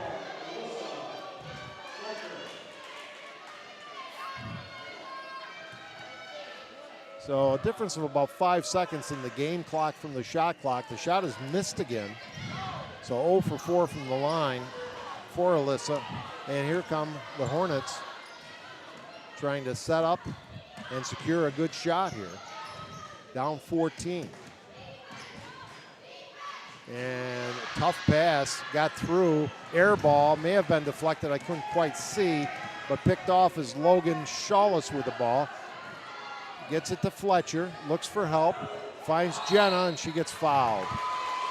Might have been called for steps there first. She wasn't, but then she got slapped from behind with just 6 seconds left before halftime of this doubleheader on Finger Lakes 1. Glad to be with you here, folks. You know, if I'm Coach Mata, I'm looking to get Skylar out of the game right now with 2 fouls. We don't need to have her pick up her third here with 5 seconds left. Not a bad idea. However, at the line, meanwhile, Jenna McDonald 1 out of 2, 1 out of 1, 2 out of 2. Makes them both. She's had a fine first half, and the lead is up to 16. Here's the shot at half. No, and that'll do it.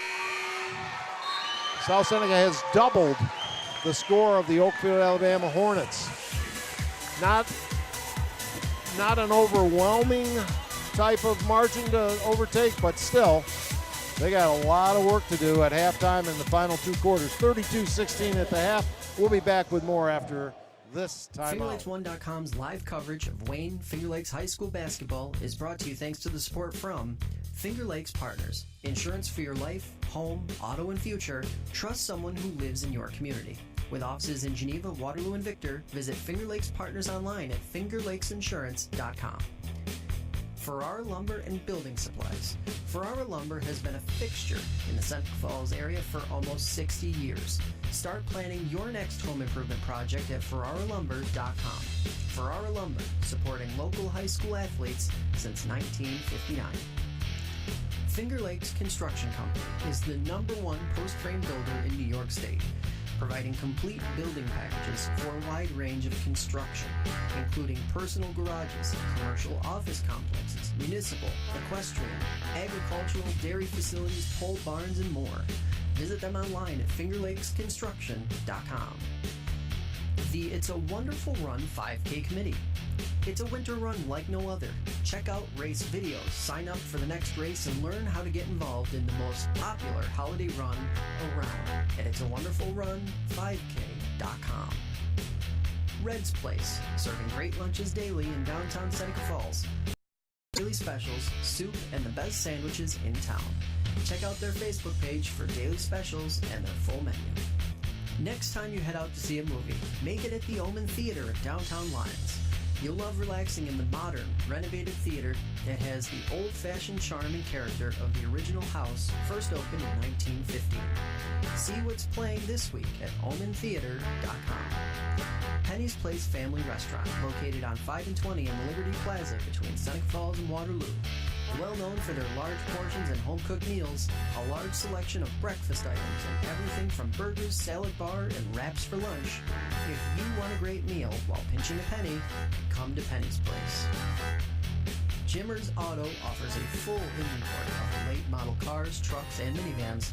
Check out their full inventory online at jimmersauto.com. And for service, visit Seaver's Garage on Fall Street in Seneca Falls.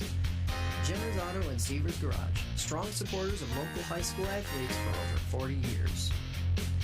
Fed up with unresponsive web designers and getting nickeled and dimed for every small website update?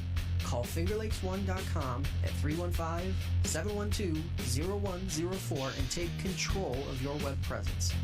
Since 1998, FingerLakes1.com has created and maintained nearly 1,000 websites for local businesses and organizations of all sizes. Aflac. When health changes for you or a loved one, it can change everything. But Aflac can help make sure the life you live is the life you never stop living. Learn more at aflac.com or contact Joe Calarco at 315-253-0495. And by Generations Bank, Little John Orthodontics, and Bill Cran Chevrolet.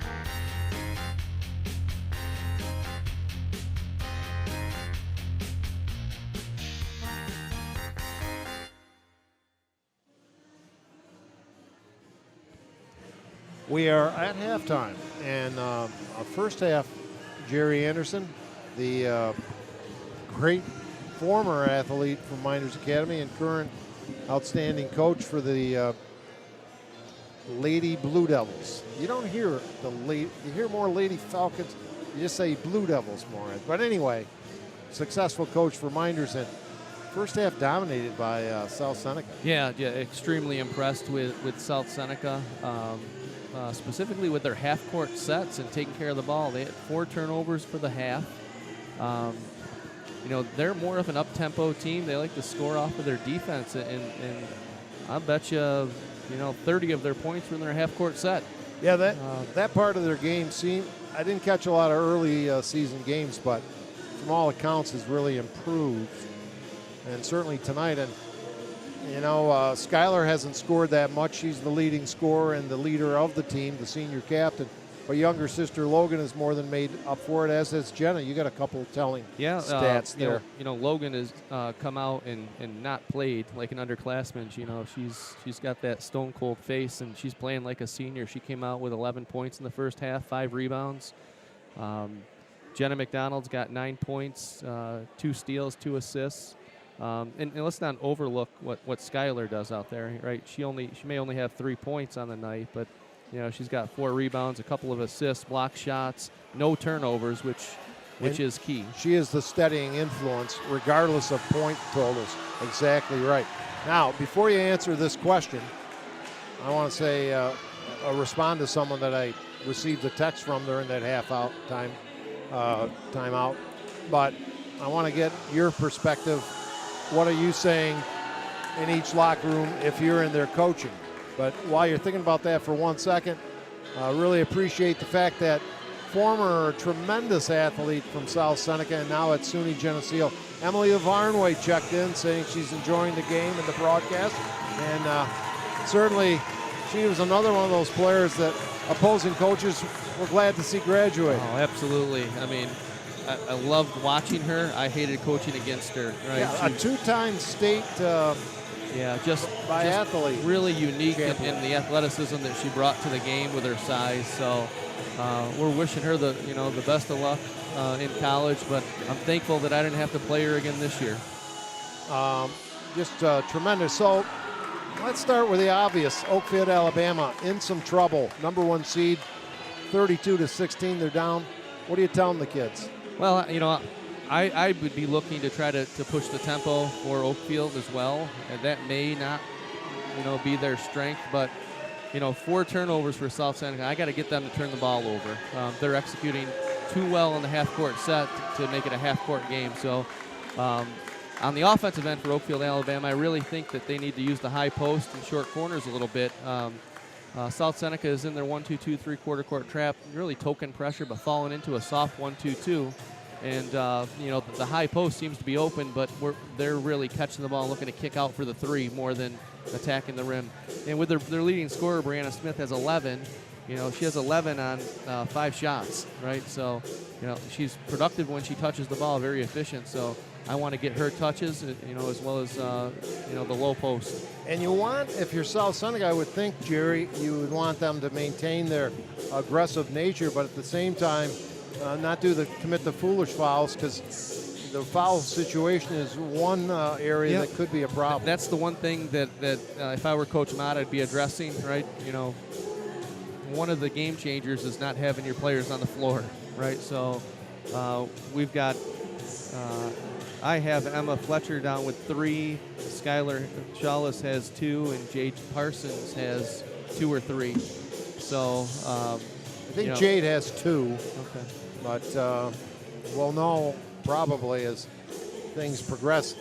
South Seneca already on the court taking some, and this is not surprising, Oakfield, Alabama still in the locker room trying to get their team probably reset for what will have to be a very fine second half of basketball if they're going to come back.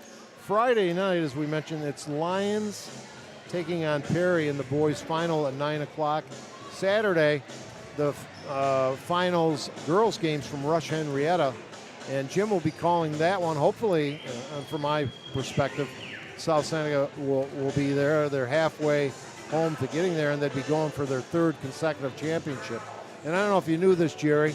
I don't mind saying it, and I'm sure South Seneca listeners and viewers don't mind hearing it, but there are only a couple schools in all of Section 5 who have ever won 5 sectional titles in a row, South Seneca being one of them. But there is only one school that both boys and girls have won 5 consecutive titles, that being South Seneca. And South Seneca is trying to get, I think would be their 2nd time in history that the girls have won at least 3 titles in a row.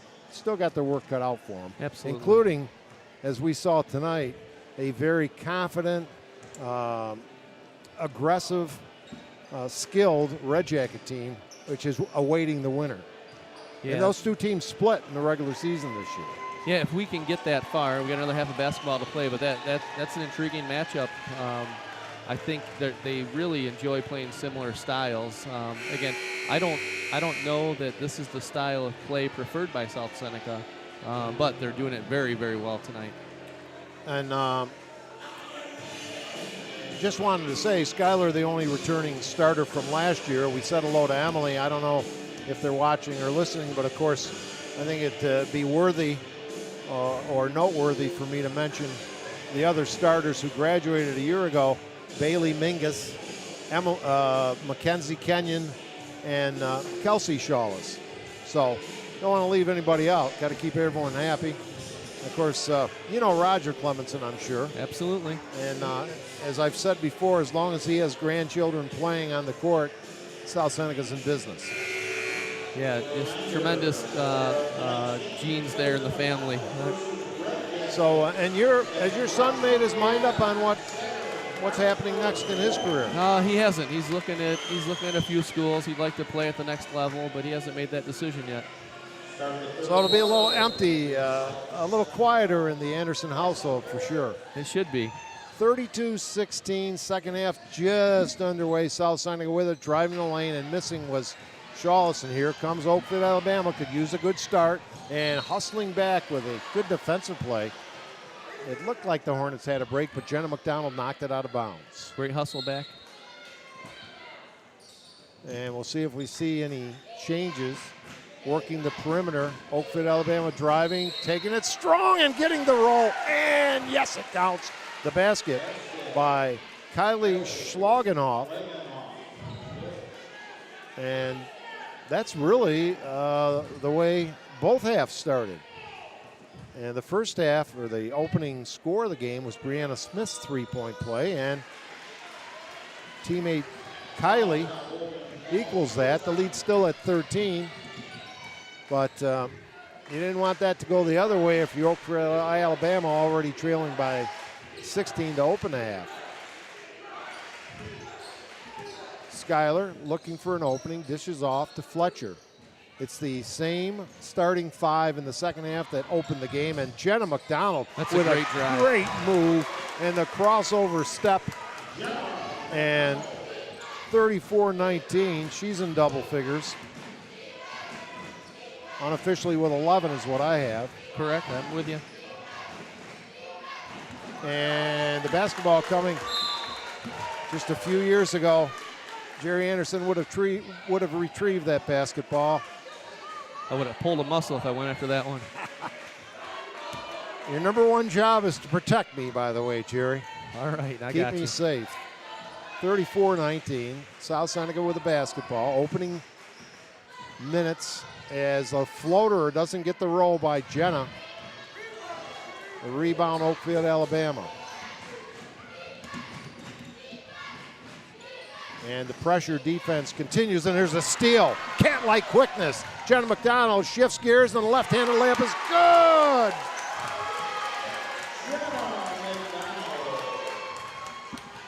Oakfield, Alabama driving little. Could have been easily a hip check foul. Yeah, I think she got away with a block there. Instead, kind of slid over late. Instead, Hilchey lost the ball out of bounds, and Schlagenoff, the coach, lobbying unsuccessfully on that as well. Shawless, the quick three, no, off the front iron, rebound, scramble for, Oakfield, Alabama has it, OA, up court quickly, breakaway layup, no, too hard. And again, Logan that time back to bother the shooter. They just can't combat with the South Seneca speed, apparently, Jerry, because the breakaway was there. I'll bet 9 times out of 10 this season, that's a converted layup. You know, and hats off to the defender by not bailing the girl out. They recognize they're out of control. As Schuyler hits a jump shot. Shawless with a 15-footer. Bang! And it's 38-19. Driving, left-handed layup, short, too hard, scramble, loose ball. Oakfield, Alabama retains the Hornets. OA with it. Right side, the three-point bomb, high arcing shot is good by Schlagenoff. And we got a quick South Seneca timeout after the three ball. 38-22, 16 remaining. And what do you suppose Heather wanted some defensive adjustments, I would think. I would think so. You know, I like the fact that Oakfield attacked the high post that last possession. Now, she didn't come away with a shot, but she attacked that basket hard. Could have got a foul call, didn't. Offensive rebound, an unsettled situation. They find the open shooter. So 62-46, the victory. Even if you weren't surprised by the Red Jacket victory, you had to be surprised by that margin over Bloomfield in the first game. Bloomfield looked set to come back a few times, but every time they tried, Red Jacket had an answer, and right now it looks like it could be South Seneca facing Red Jacket as Jenna McDonald taking it through the forest and draws the foul and will shoot a pair. Yeah, I think it was just a complete game by Red Jacket. I mean, you know, I can't say enough about the effort, the game plan, and the execution. Skyler will look to inbound. Looking. Finds open, opposite corner. Logan, does she get the roll? No, it bounces up, scramble for it. Jade kept it alive. Jenna McDonald, swish. Little 8-footer left side.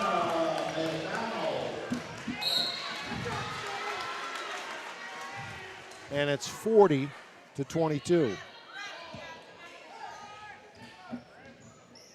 Jenna really coming of age here this season. Great night so far tonight. Oakfield inside, nice pass. And I think they had a South Seneca foul. Might have been on Logan. That'll be Logan's third. That's the player was Brianna Smith driving to the hole and banging home another three was Schlagenhoff. That gets her in double figures. She's had three balls tonight. Jenna driving, has it slapped away and stolen, and here comes Kylie. Down court on the breakaway, lay it up. No, it's short. Rebound, Jade Parsons. Logan over the timeline, and another South Seneca timeout. So I think this timeout here is really to make sure that South Seneca's defender is know where Schlagenhoff is. All right, they've lost her on 2 of the last 4 possessions. She's knocked down 3s. And I can see some rather voluminous words of instruction by Heather Mott cross court as Freddie Falcon takes the court. Doing his prance. He's had a lot of dancing to do the last several years. So I want to say hi to Billy Grant, Kevin Korzaneski, Matt Verke, Pat Prain, and of course we are with Jerry Anderson here tonight. Cream always rises to the top, fellas. 40-25, 4:15 remaining in the third quarter. And I would say, if nothing else, by virtue of hitting a couple shots, the Hornets have to feel a little bit better about themselves. Yeah, and I think it's going to open up the middle even more. And I would still, if I'm Oakfield, Alabama, I'm still looking to get the ball to the middle or the high post. So play resumes with Alyssa Fletcher, Jenna McDonald to Fletcher on the wing. Looks for the pick by Jade. It's not there. They swing it open in the opposite corner to Jenna McDonald. Yes, and it counts. The drive on the right side off glass and in. Fearless by Jenna McDonald, listed at 5'4", which might be generous. She's filling up the scoring column here and converts the free throw as well. I have her down for 18 on the night. 43-25. OA turnaround jumper doesn't go. Rebound fought for. Coming out of the pack with it is Hilchey. They'll reset the offense. Swing it over left side. Three-pointer rims out. Rebound Parsons clears the iron for South Seneca. Had good position. And South Seneca up by 18. They led at 16 at the half. I guess Heather Mott would be okay with a 50-50 game in the second half here. Jump ball off a deflected shot. Jim Sinicropi engineering, producing, and had the call the first game. I'm really delighted to be with Jerry Anderson tonight, head coach of the Minders Academy ladies. You know, Dave, if you asked me in '92 if I'd be doing a broadcast with you, I probably would have said no. And a nice drive or that I'd still be doing them. Brianna Smith with her first bucket of the second half. I'm wondering if we're going to have a super casuals player of the game. Yeah. We used to have that Big East Sport Design at one time, too. And in the golden oldie days, as South Seneca working the ball, we had the, if you remember, the shot outside, no good. We'll get to that. Jenna with it now. That was a shot by Logan Shawless that didn't go. They'll reset the offense. We're already down to the 2:20 mark. Here goes McDonald. Her shot is deflected. Nice effort. Saved, but Jade Parson gets the basketball. And did they call her for a foul? If so, that is number 4. No, she was pushed on the That's play. what I thought, Yep. and it's going the other way, yeah. Good effort by players on both teams. So we have another update on the Red Creek girls game. Red Creek is up 40-32 after 3, and we also have a boys update. Wayne is up 18-14 at half, representing the Finger Lakes East. You know, one thing, and I think we all feel pretty similar on this, these charter schools with their unfair advantage, and not that we can't, these other schools compete with them, but it's a little bit like walking uphill.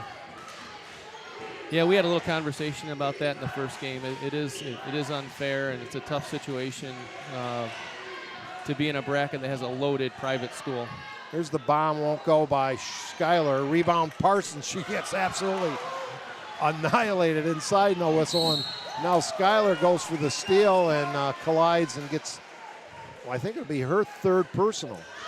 I guess the good news is that she waited until less than 2 minutes to go in the third quarter to get it, but she'll come out and get a breather and probably go back early in the fourth quarter with those 3 personals. 43-27, 1:35 remaining.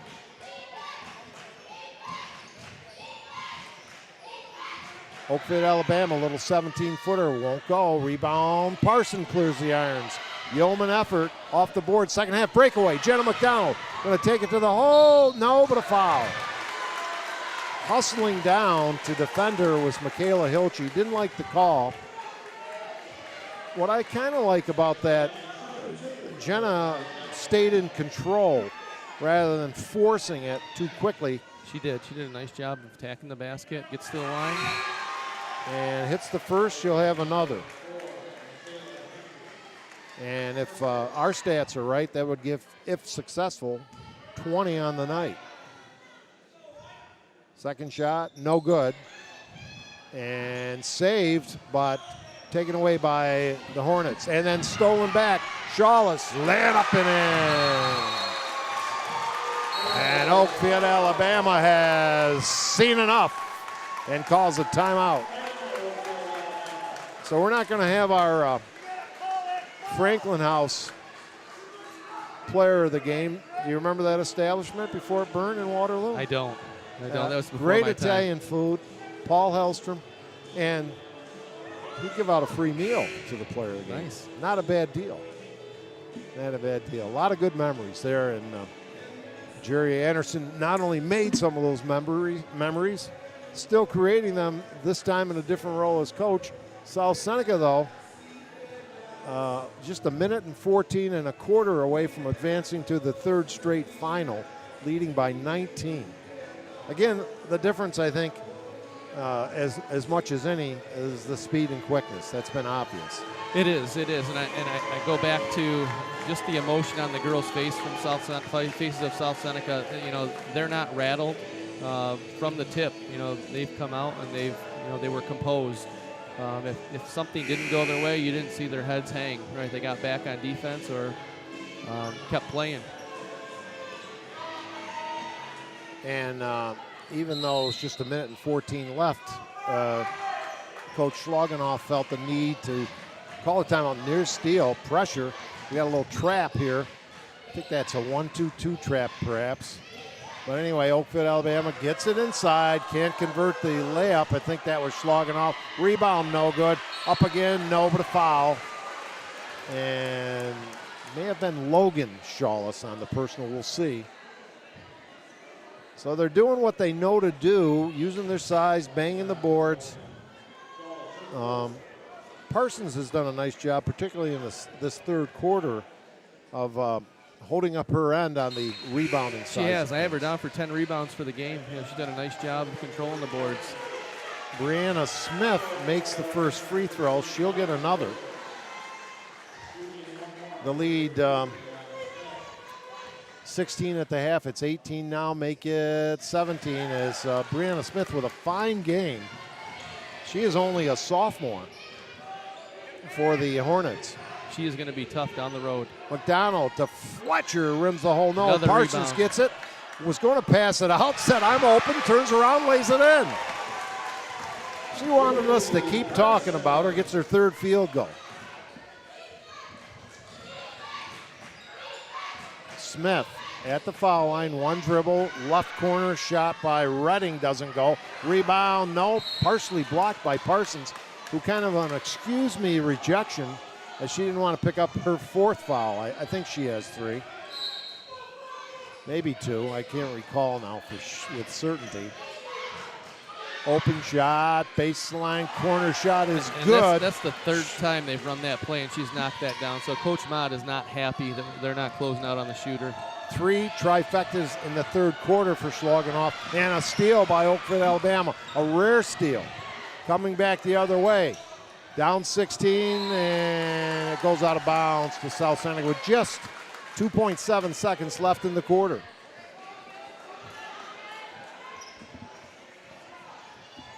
Well, South Seneca has got the, quarter ends 48-32. We'll be back with that information and fourth quarter action after this. They're on a run of 16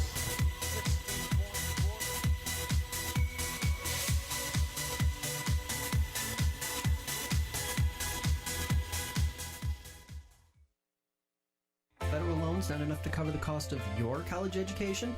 The private student loan available through Generations Bank can be the answer to your funding needs. Learn more online at mygenbank.com or call 315-568-5855.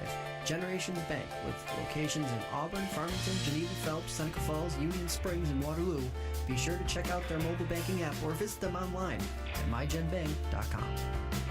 Dr. Littlejohn and his outstanding orthodontic team share a common goal: to ensure the overall wellness of each patient through their orthodontic care. They utilize the latest technological advances in the orthodontic industry, including digital scanning and Invisalign. Dr. Rod Littlejohn is proud to support our area high school athletes. Check out their website at littlejohnortho.com. Bill Cram Chevrolet on Route 5 and 20 between Seneca Falls and Waterloo, where your car buying is fast, fun, and easy. Mention you saw them on fingerlakes1.com and receive a $250 credit to use towards the purchase of any new or used vehicle. Browse their inventory at BillCramChevrolet.com or stop in and see why you'll save plenty on 5 and 20 with Bill Cram Chevrolet. And Jade Parsons opens the scoring in the fourth quarter. I think that was a feed. Was that from Jenna, perhaps, that Jared? That was from Emma Fletcher. That was a great bounce pass off of a weave. Love to see those bounce passes. Coaches love that in those situations. And Parsons converted. And the lead back to 18. And driving is Smith. And tied up. Emma Fletcher ties her up. Possession arrow will stay with Oakfield, Alabama. Good news, bad news for the Hornets. Good news is they were not outscored, even with South Seneca in the third quarter. But the bad news is a quarter is gone, and they gain no ground. Inside Smith, fighting for position. Her own rebound, no, but a foul on Parsons. Credit Brianna Smith. Yeoman-like work will send her to the line for 2. Yeah, and I would feed her the ball. Feed her the ball. She seems like she's fundamentally sound on the block. I think she might have got fouled the first attempt, but stayed with it and got it back. Yeah, and again, if she feels boxed in and you have Schlagenoff in that corner for the out pass, she gets 1 out of 2 at the line. It's a 50-33 game as we're not quite to the 7-minute mark of the final quarter. Driving, Fletcher gets the roll. Alyssa Fletcher with her first bucket of the game. Her sister had a couple in the second quarter. And here's another steal. Skylar, the senior, the leader, driving, shifts gears, has it blocked. And again, credit the sophomore, Brianna Smith, with hustling back on defense. She's got to be gassed trying to keep up with those faster Falcons. Yeah, I think Skylar had another Falcon fill in the lane. Nice bounce pass. We might have had a layup on that. Open corner. Skylar going to take it? No. She has it back. She'll take that long shot. Nothing but nylon. Shawless with a high arcing trifecta.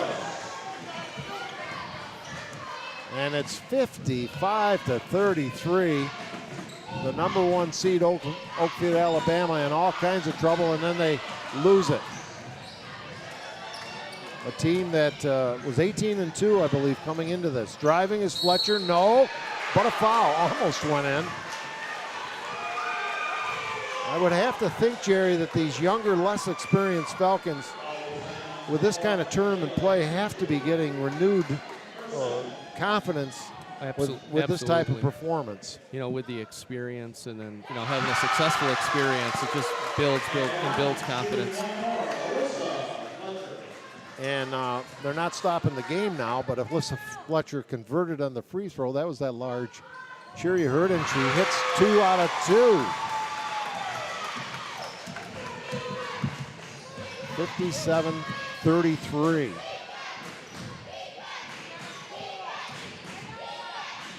And a nice left-handed move, but it won't go. Saved by Oakfield, Alabama, off the foot of Jenna McDonald. Another listener, I'll bet she's tuning in, I think still down in Florida, is, we'll get to that in just a second. What is discussing? I think they were questioning whether the initial shot hit the rim, and it did. Oh, okay.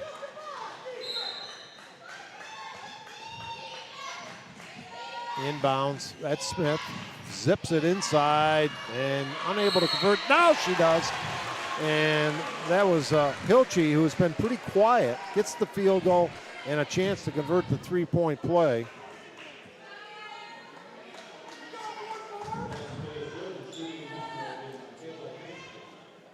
That's Jade Parsons' 4th foul. I would think she might come out for a minute or two as converting the three-point play, but it's a 21-point lead.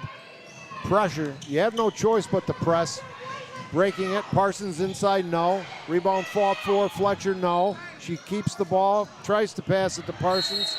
Body's on the floor, and when they settle things, it'll be like South Seneca, I think Parsons had it and they called a timeout.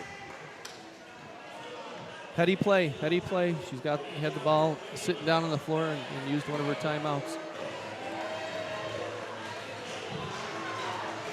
So Friday, as we mentioned, at the Blue Cross Arena, it'll be Lions versus Perry. Lions under Zach Young, a tremendous season. A 9 o'clock start, scheduled to start at 9. That's a late one. That's too late for me. It is late, and and I don't have to get up early, even though I do. It's late for the high school kids as well. Yeah. We do have an update on the Red Creek girls. They go down tonight to Batavia of Notre Dame, 52-48. You know, that's another situation there where you have a private school playing at a C level. That school has a lot of sectional championships for both genders over the years, Notre Dame and Batavia. They do. 21-point lead, nope. 23-point lead, and was that Skylar that time? That was Skylar with the assist from Jenna. Boy, they're working their magic tonight. And again, her all-round court game. Nice answer that time. One of the few smooth outside shots by Porter, and she gets on the board. 59-38, 5:05 remaining. Jenna driving. Bounce pass, no good. Rebound, Logan keeps it alive. Out to Sister Shawless. Bang! Buries it from just inside the circle.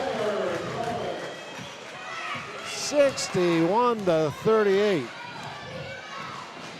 Oakfield, Alabama fans somewhat disgruntled here and obviously disappointed. Their team has had a great season.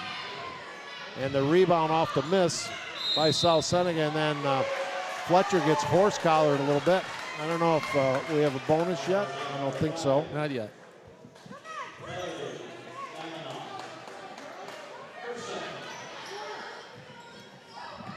Here's the pass up court. Breaking pressure. Nearly lost it. Shaw has had it. Schuyler gives it over to Logan. Right side, Jenna finds Fletcher on the baseline shot. No. Tapped up. No. That didn't convert. I think now you have a little fatigue setting in because South Seneca got the ball back and a fresh shot clock. They work the perimeter. Nice pass. Schuyler to Fletcher. Yes, off glass and in. Emma Fletcher, a clinic being put on by the Lady Falcons right now. 63-38 on their steal, and they're going to instead get Jenna on the foul. That's a tough one. I thought she was just aggressive going for the ball, and the Oakfield girl did make an attempt to move to it.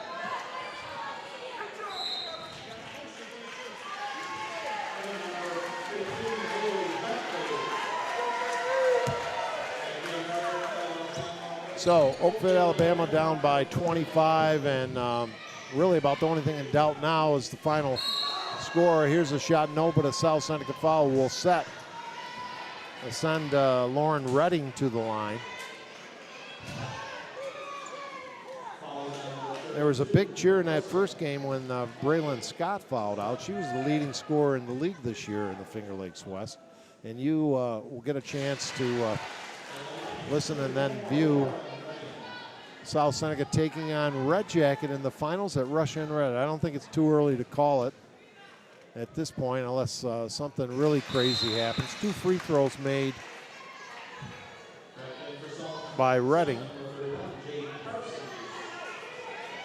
And it's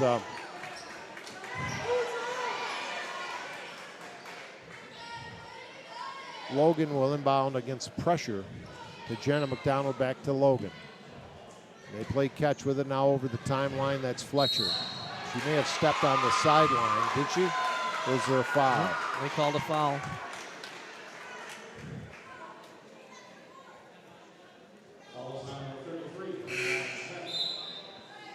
Fourth foul in the game for Brianna Smith. Impressive performance by that sophomore. Really, the sophomore has probably had the best game of the night for that side of the ledger. And now South Seneca may be looking to milk the clock just a little bit, Jerry? I would think so. I think they want to use as much of it as they can. Parsons with a move inside. Some contact, no whistle. But South Seneca gets the ball back anyway.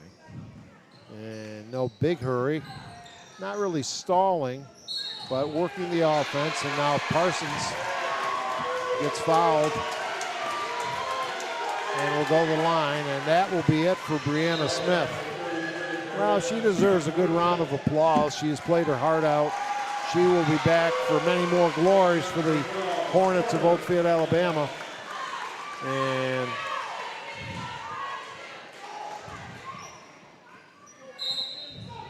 14 or 16, Jerry? I tried to count. I have her down for 15 and 7 rebounds. A 20. I didn't expect this. I thought South Seneca might very well win this game, but as far as a rout, which it's close to being, here's the shot from the corner, no. And then two Hornets fighting among themselves for it. And the frustration, I think you got to go easy on them a little bit if you're a fan right now, Jerry. It's like they're trying their best. They are, and you know, you hear some frustration coming from the stands, but you know, in most cases, you know, that comes from people that have never played the game. Well, a big listener with some grandkids playing. Kathy Ellsworth from Florida, a big fan of Finger Lakes 1 and South Seneca ladies basketball. Hello to Kathy. Here comes Jenna McDonald. Driving, gets hacked in the act, and will shoot a pair. Limping a little bit as she will take it to the foul line. She's not coming out, that's for sure.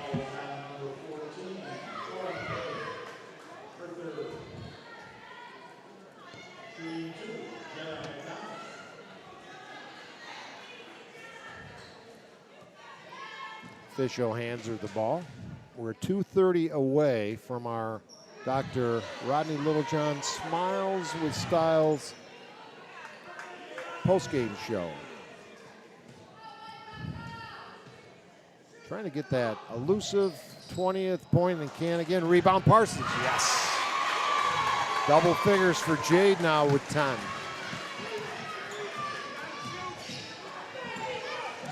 (65-40). Near steal, Jenna with cat-like quickness. Driving, bounce pass, Skylar knocked away out of bounds. They'll keep it. How many steals unofficially do you think Jenna may have tonight? A bunch. I have her down for 4 steals. 4 steals, 5 assists. Sliced a few oranges at halftime, passed out the Gatorade, did it all. Here's the shot from 3. Above the rim, comes down, and Oakfield, Alabama comes away with it.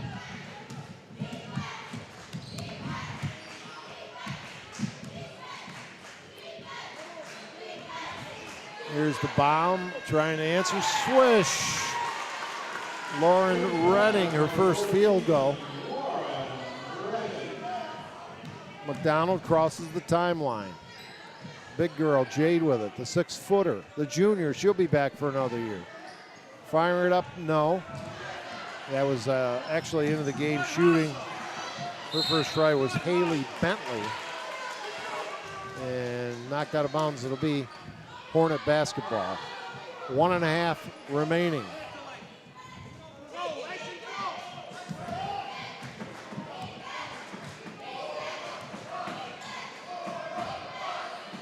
Throwing up the shot, some contact, no whistle, but Oakfield, Alabama gets it. Yeah, good no call. And again, shot no good. Parsons goes down hard to the floor. She's okay, quickly up. And this young lady has come such a long way and getting more and more playing time, obviously, with Emily's graduation, but practicing against her for a couple of years and long hours put in with Heather and Bob Mott, and she's at the line. She's had a solid game tonight. She's had a great game. I have her down for, she's got a double-double, 10 points, 14 rebounds. And make that. Nope. She'll get another try at the line. Her first foul shot, which is a bit unusual given her inside presence. She's got a nice soft touch, too. I think she had a double-double against us this year. And gets that one. 66-43. And I'm not sure what this is about, as the official trots over to the scorer's table. First game, electric atmosphere, big crowd. First game of the doubleheader called by Jim Sinicropi and Jerry Anderson. 62-46, Red Jacket over Bloomfield. And Red Jacket will play South Seneca in a all Finger Lakes West final Saturday, and Finger Lakes 1 will have it. Driving, stopping, popping, won't go. Rebound, Parsons. Rebound number 15.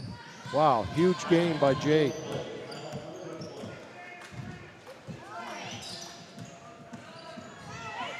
Jenna leaves for Bentley. Her shot, no. Rebound, Fletcher can't get it to go. Parsons does get it to go. 7 in the quarter. 68-43, a 25-point lead and a foul on the play by Skylar Shawless. Good time to maybe pull all the starters right now, Jerry, I would think. Yeah, I think the time is right. We don't, you don't want to, have any injuries here in the last 37 seconds. The time has passed. I always say hello to my favorite lady, Delaney. So I'll do that just now. And getting at the line. Now let's see, seniors here. As Lakin Woodward is the senior, hits that free throw. The applause for Skylar Shawless and Jenna McDonald. Second free throw was missed, but Oakfield, Alabama has it. Who's in that game? We see Amelia Dickens in the game, and she got the rebound. How many Fletchers are out there? A couple, along with Haley Bentley. I wanted to credit senior McKaylee Hilchey, Kylie Schlagenoff playing their final game for Coach Jeff Schlagenoff. And we have another update for the boys. Wayne is up 25-21 after 3 against Honeoye-Falls Lima. Wow. High-scoring event. I did not realize HFL was in. That's the boys you said too, right? Boys. That must be at the Blue Cross Arena. No, not yet. And we have a final. And South Seneca has advanced. They're their third consecutive Section 5 championship game. They will be at Rush Henrietta, as will Finger Lakes 1, as they take on Finger Lakes Western rival Red Jacket. Final score, 68-44. Be back for our post-game show.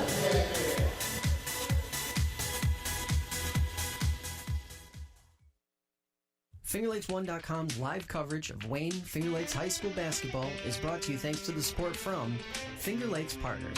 Insurance for your life, home, auto, and future. Trust someone who lives in your community. With offices in Geneva, Waterloo, and Victor, visit Finger Lakes Partners online at fingerlakesinsurance.com. Farrar Lumber and Building Supplies. Farrar Lumber has been a fixture in the Seneca Falls area for almost 60 years. Start planning your next home improvement project at FarrarLumber.com.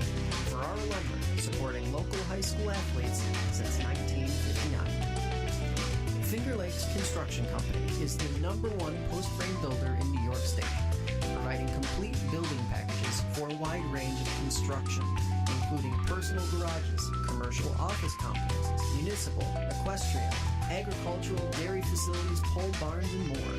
Visit them online at fingerlakesconstruction.com. The It's a Wonderful Run 5K Committee. It's a winter run like no other.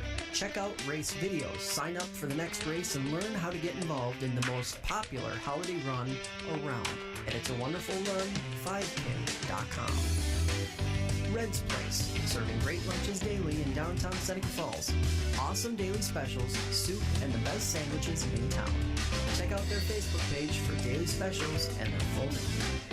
Next time you head out to see a movie, make it at the Omen Theater in downtown Lyons. You'll love relaxing in the modern, renovated theater that has the old-fashioned charm and character of the original house first opened in 1950. See what's playing this week at omentheater.com. Penny's Place Family Restaurant, located on 5 and 20 in Liberty Plaza between Seneca Falls and Waterloo. Well known for their large portions and home-cooked meals, a large selection of breakfast items, and everything from burgers, salad bar, and wraps for lunch. If you want a great meal while pinching a penny, come to Penny's Place. Jimmer's Auto offers a full inventory of late model cars, trucks, and minivans. Check out their full inventory online at jimmersauto.com. And for service, visit Stever's Garage on Fall Street in Seneca Falls. Jimmer's Auto and Stever's Garage, strong supporters of local high school athletes for over 40 years. Fed up with unresponsive web designers and getting nickeled and dimed for every small website update? Call FingerLakes1.com at 315-712-0104 and take control of your web presence. Since 1998, FingerLakes1.com has created and maintained nearly 1,000 websites for local businesses and organizations of all sizes. Aflac. When health changes for you or a loved one, it can change everything. But Aflac can help make sure that the life you live is the life you never stop living. Learn more at aflac.com or contact Joe Calarco at 315-253-0495. And by Generations Bank, Little John Orthodontics, and Bill Cram Chevrolet.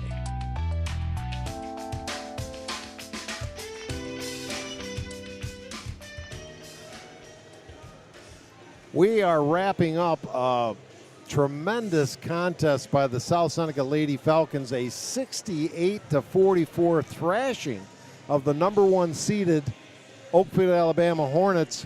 And I'm happy to have with us here on Finger Lakes One yet another shawless, this one named Logan, and Jade Parsons. Great game, ladies. What was the coach telling you? We'll start with you, Jade, heading into this contest. Well, she told us that it wasn't going to be easy and that we had to keep the throttle down, especially Logan.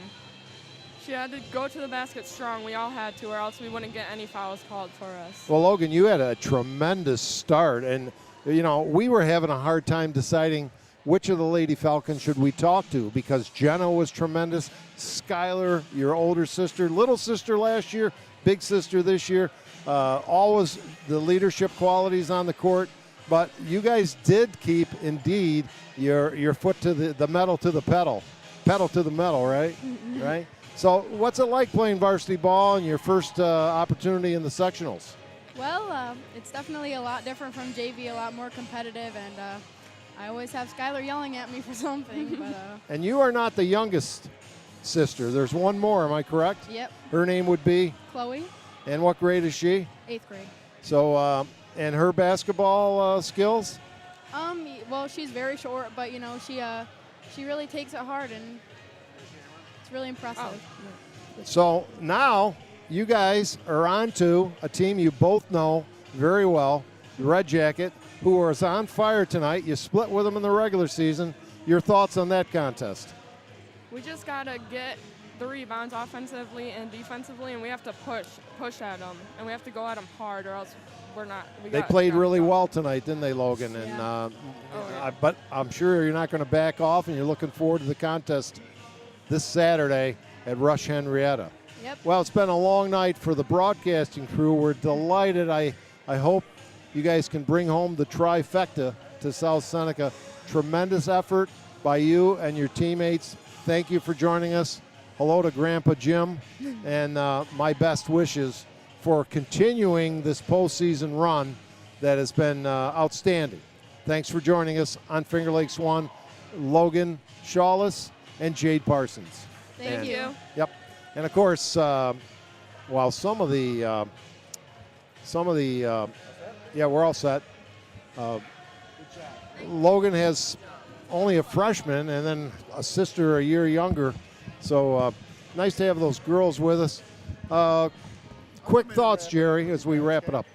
Yeah, join us, Jim Sinicropi.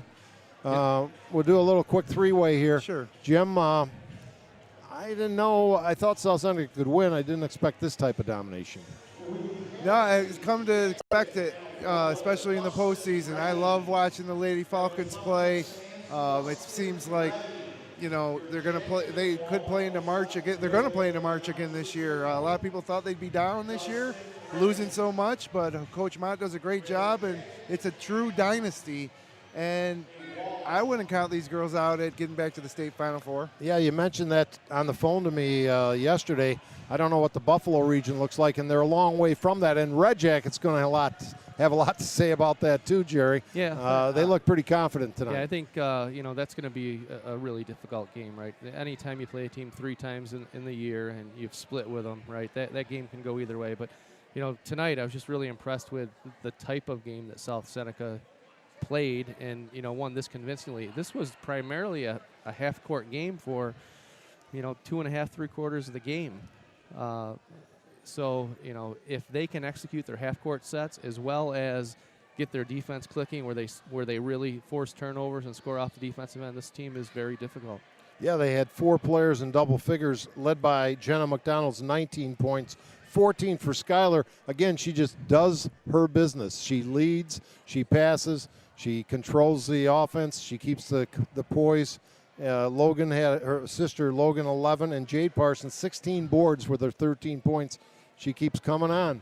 Yeah, I've talked about her all year. A tough task of replacing Emily Lavarnway, and in a lot of ways, I think Jade Parsons is a better basketball player, maybe.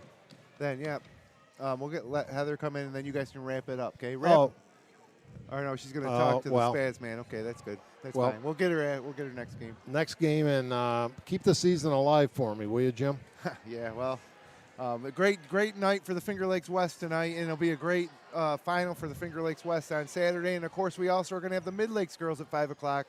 I believe it's a 5 o'clock start Saturday at Rush Henrietta. But before that, Friday night, if the snow holds off, it's going to be the Lions in the Class C2 boys final at 9 o'clock. It's going to tip in the Blue Cross. If we're lucky, it'll tip at 9. It could be later, but we'll have that's what we're going to have going forward here on Finger Lakes 1, and see if we can get a Wayne score, Wayne final. Well, while you're looking for that, I want to just say what a pleasure it was to work with. Wayne's up 9 with 3:41 left. So they're on their way. A pleasure working with you, Jerry. Absolutely. Great job, and a great job as well by Jeremy Hunt, who's with us. Yeah, he wants us to get up there. He wants to go We'll home. do that. We'll give you the final score here from Honeoye-Falls, Lima. The South Seneca Lady Falcons winning going away 68-44 for Jim Sinicropi, Jerry Anderson, and Jeremy Hunt. This is Dave Barnick saying good night, everybody, and may the force be with you.